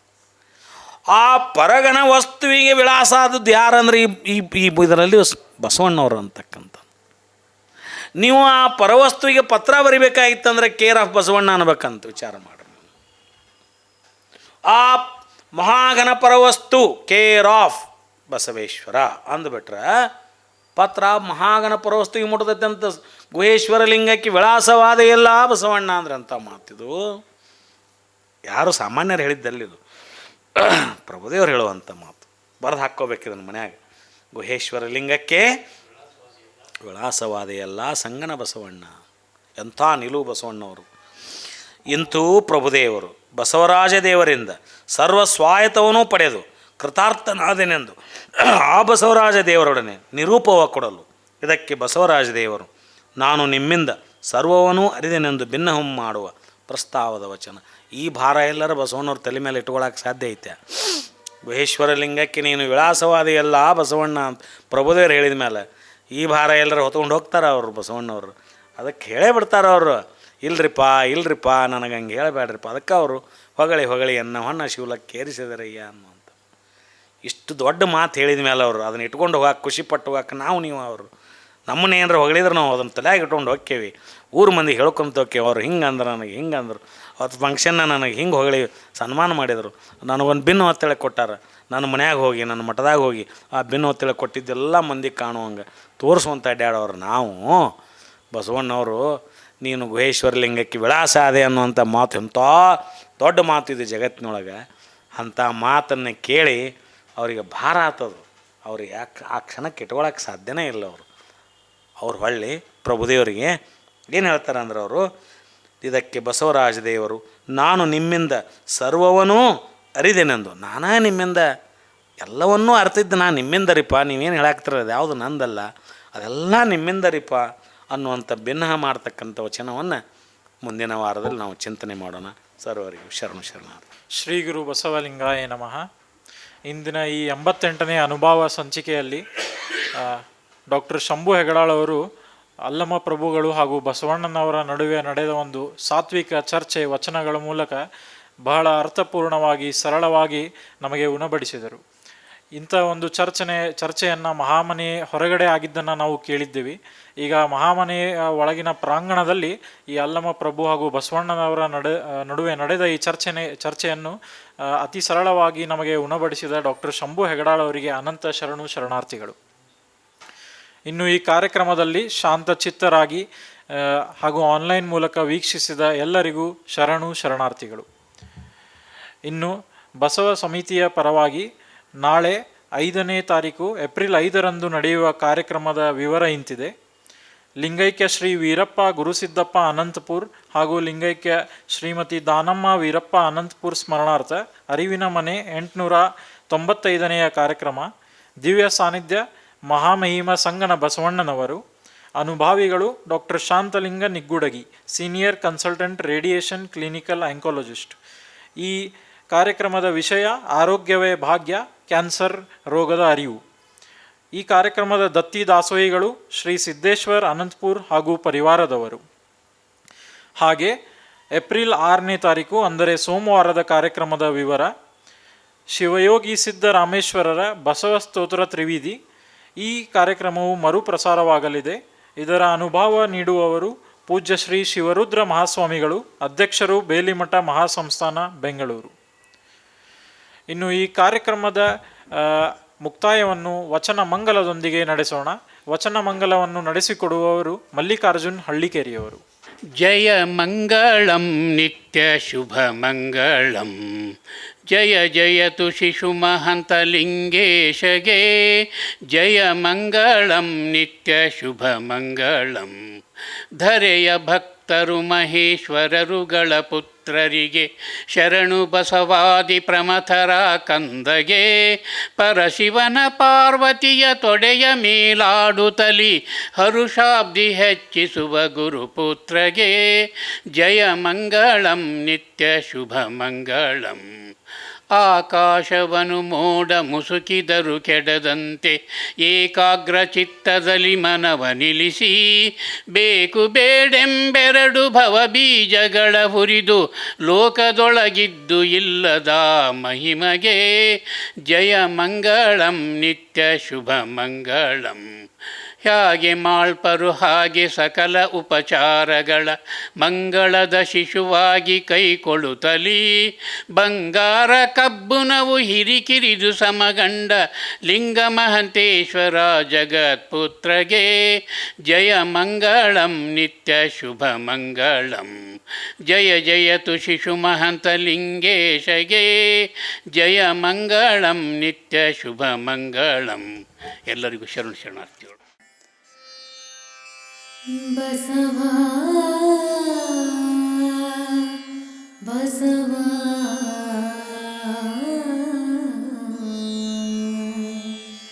ಬಸವಾ,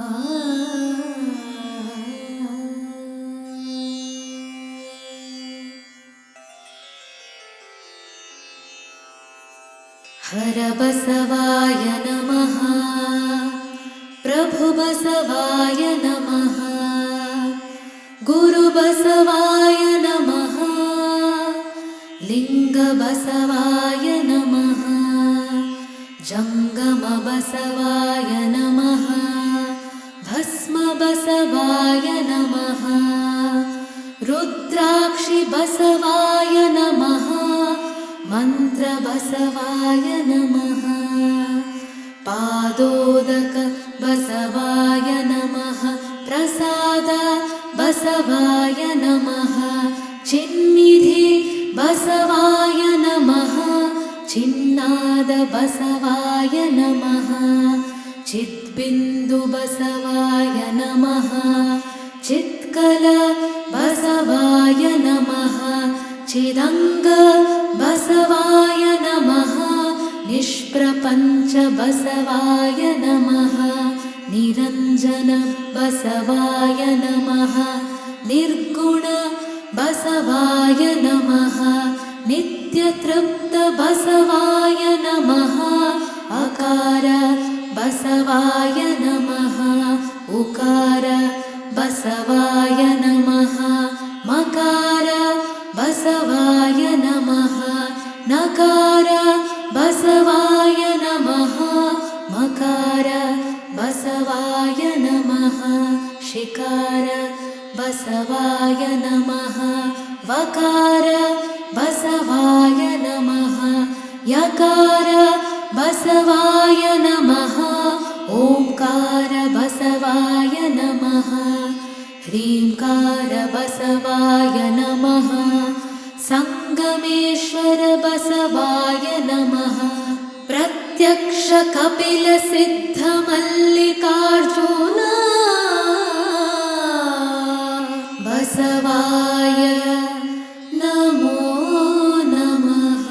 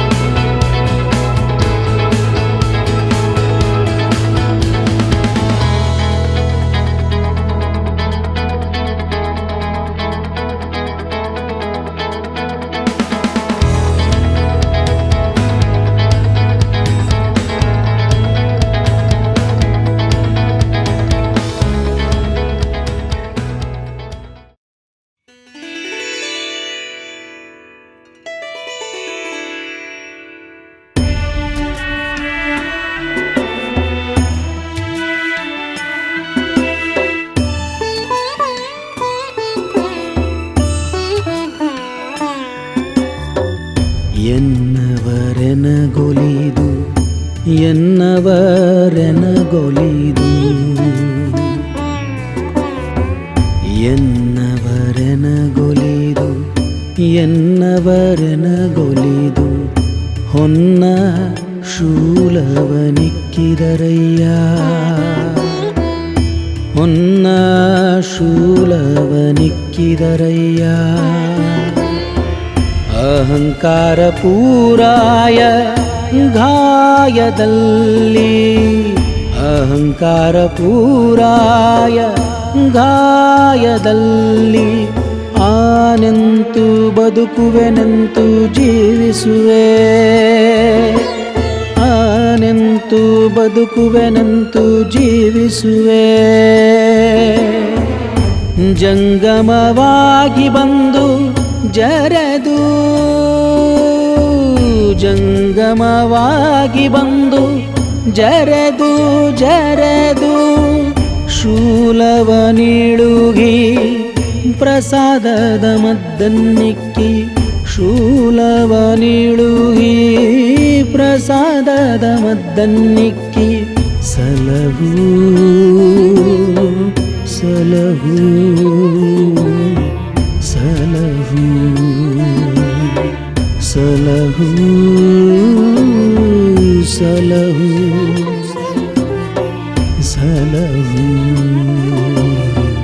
ಸಲಹು ಕೂಡಲ ಸಂಗಮ ದೇವ ಕೂಡಲ ಸಂಗಮ ದೇವ ಕೂಡಲ ಸಂಗಮ ದೇವ ಕೂಡಲ ಸಂಗಮ ದೇವ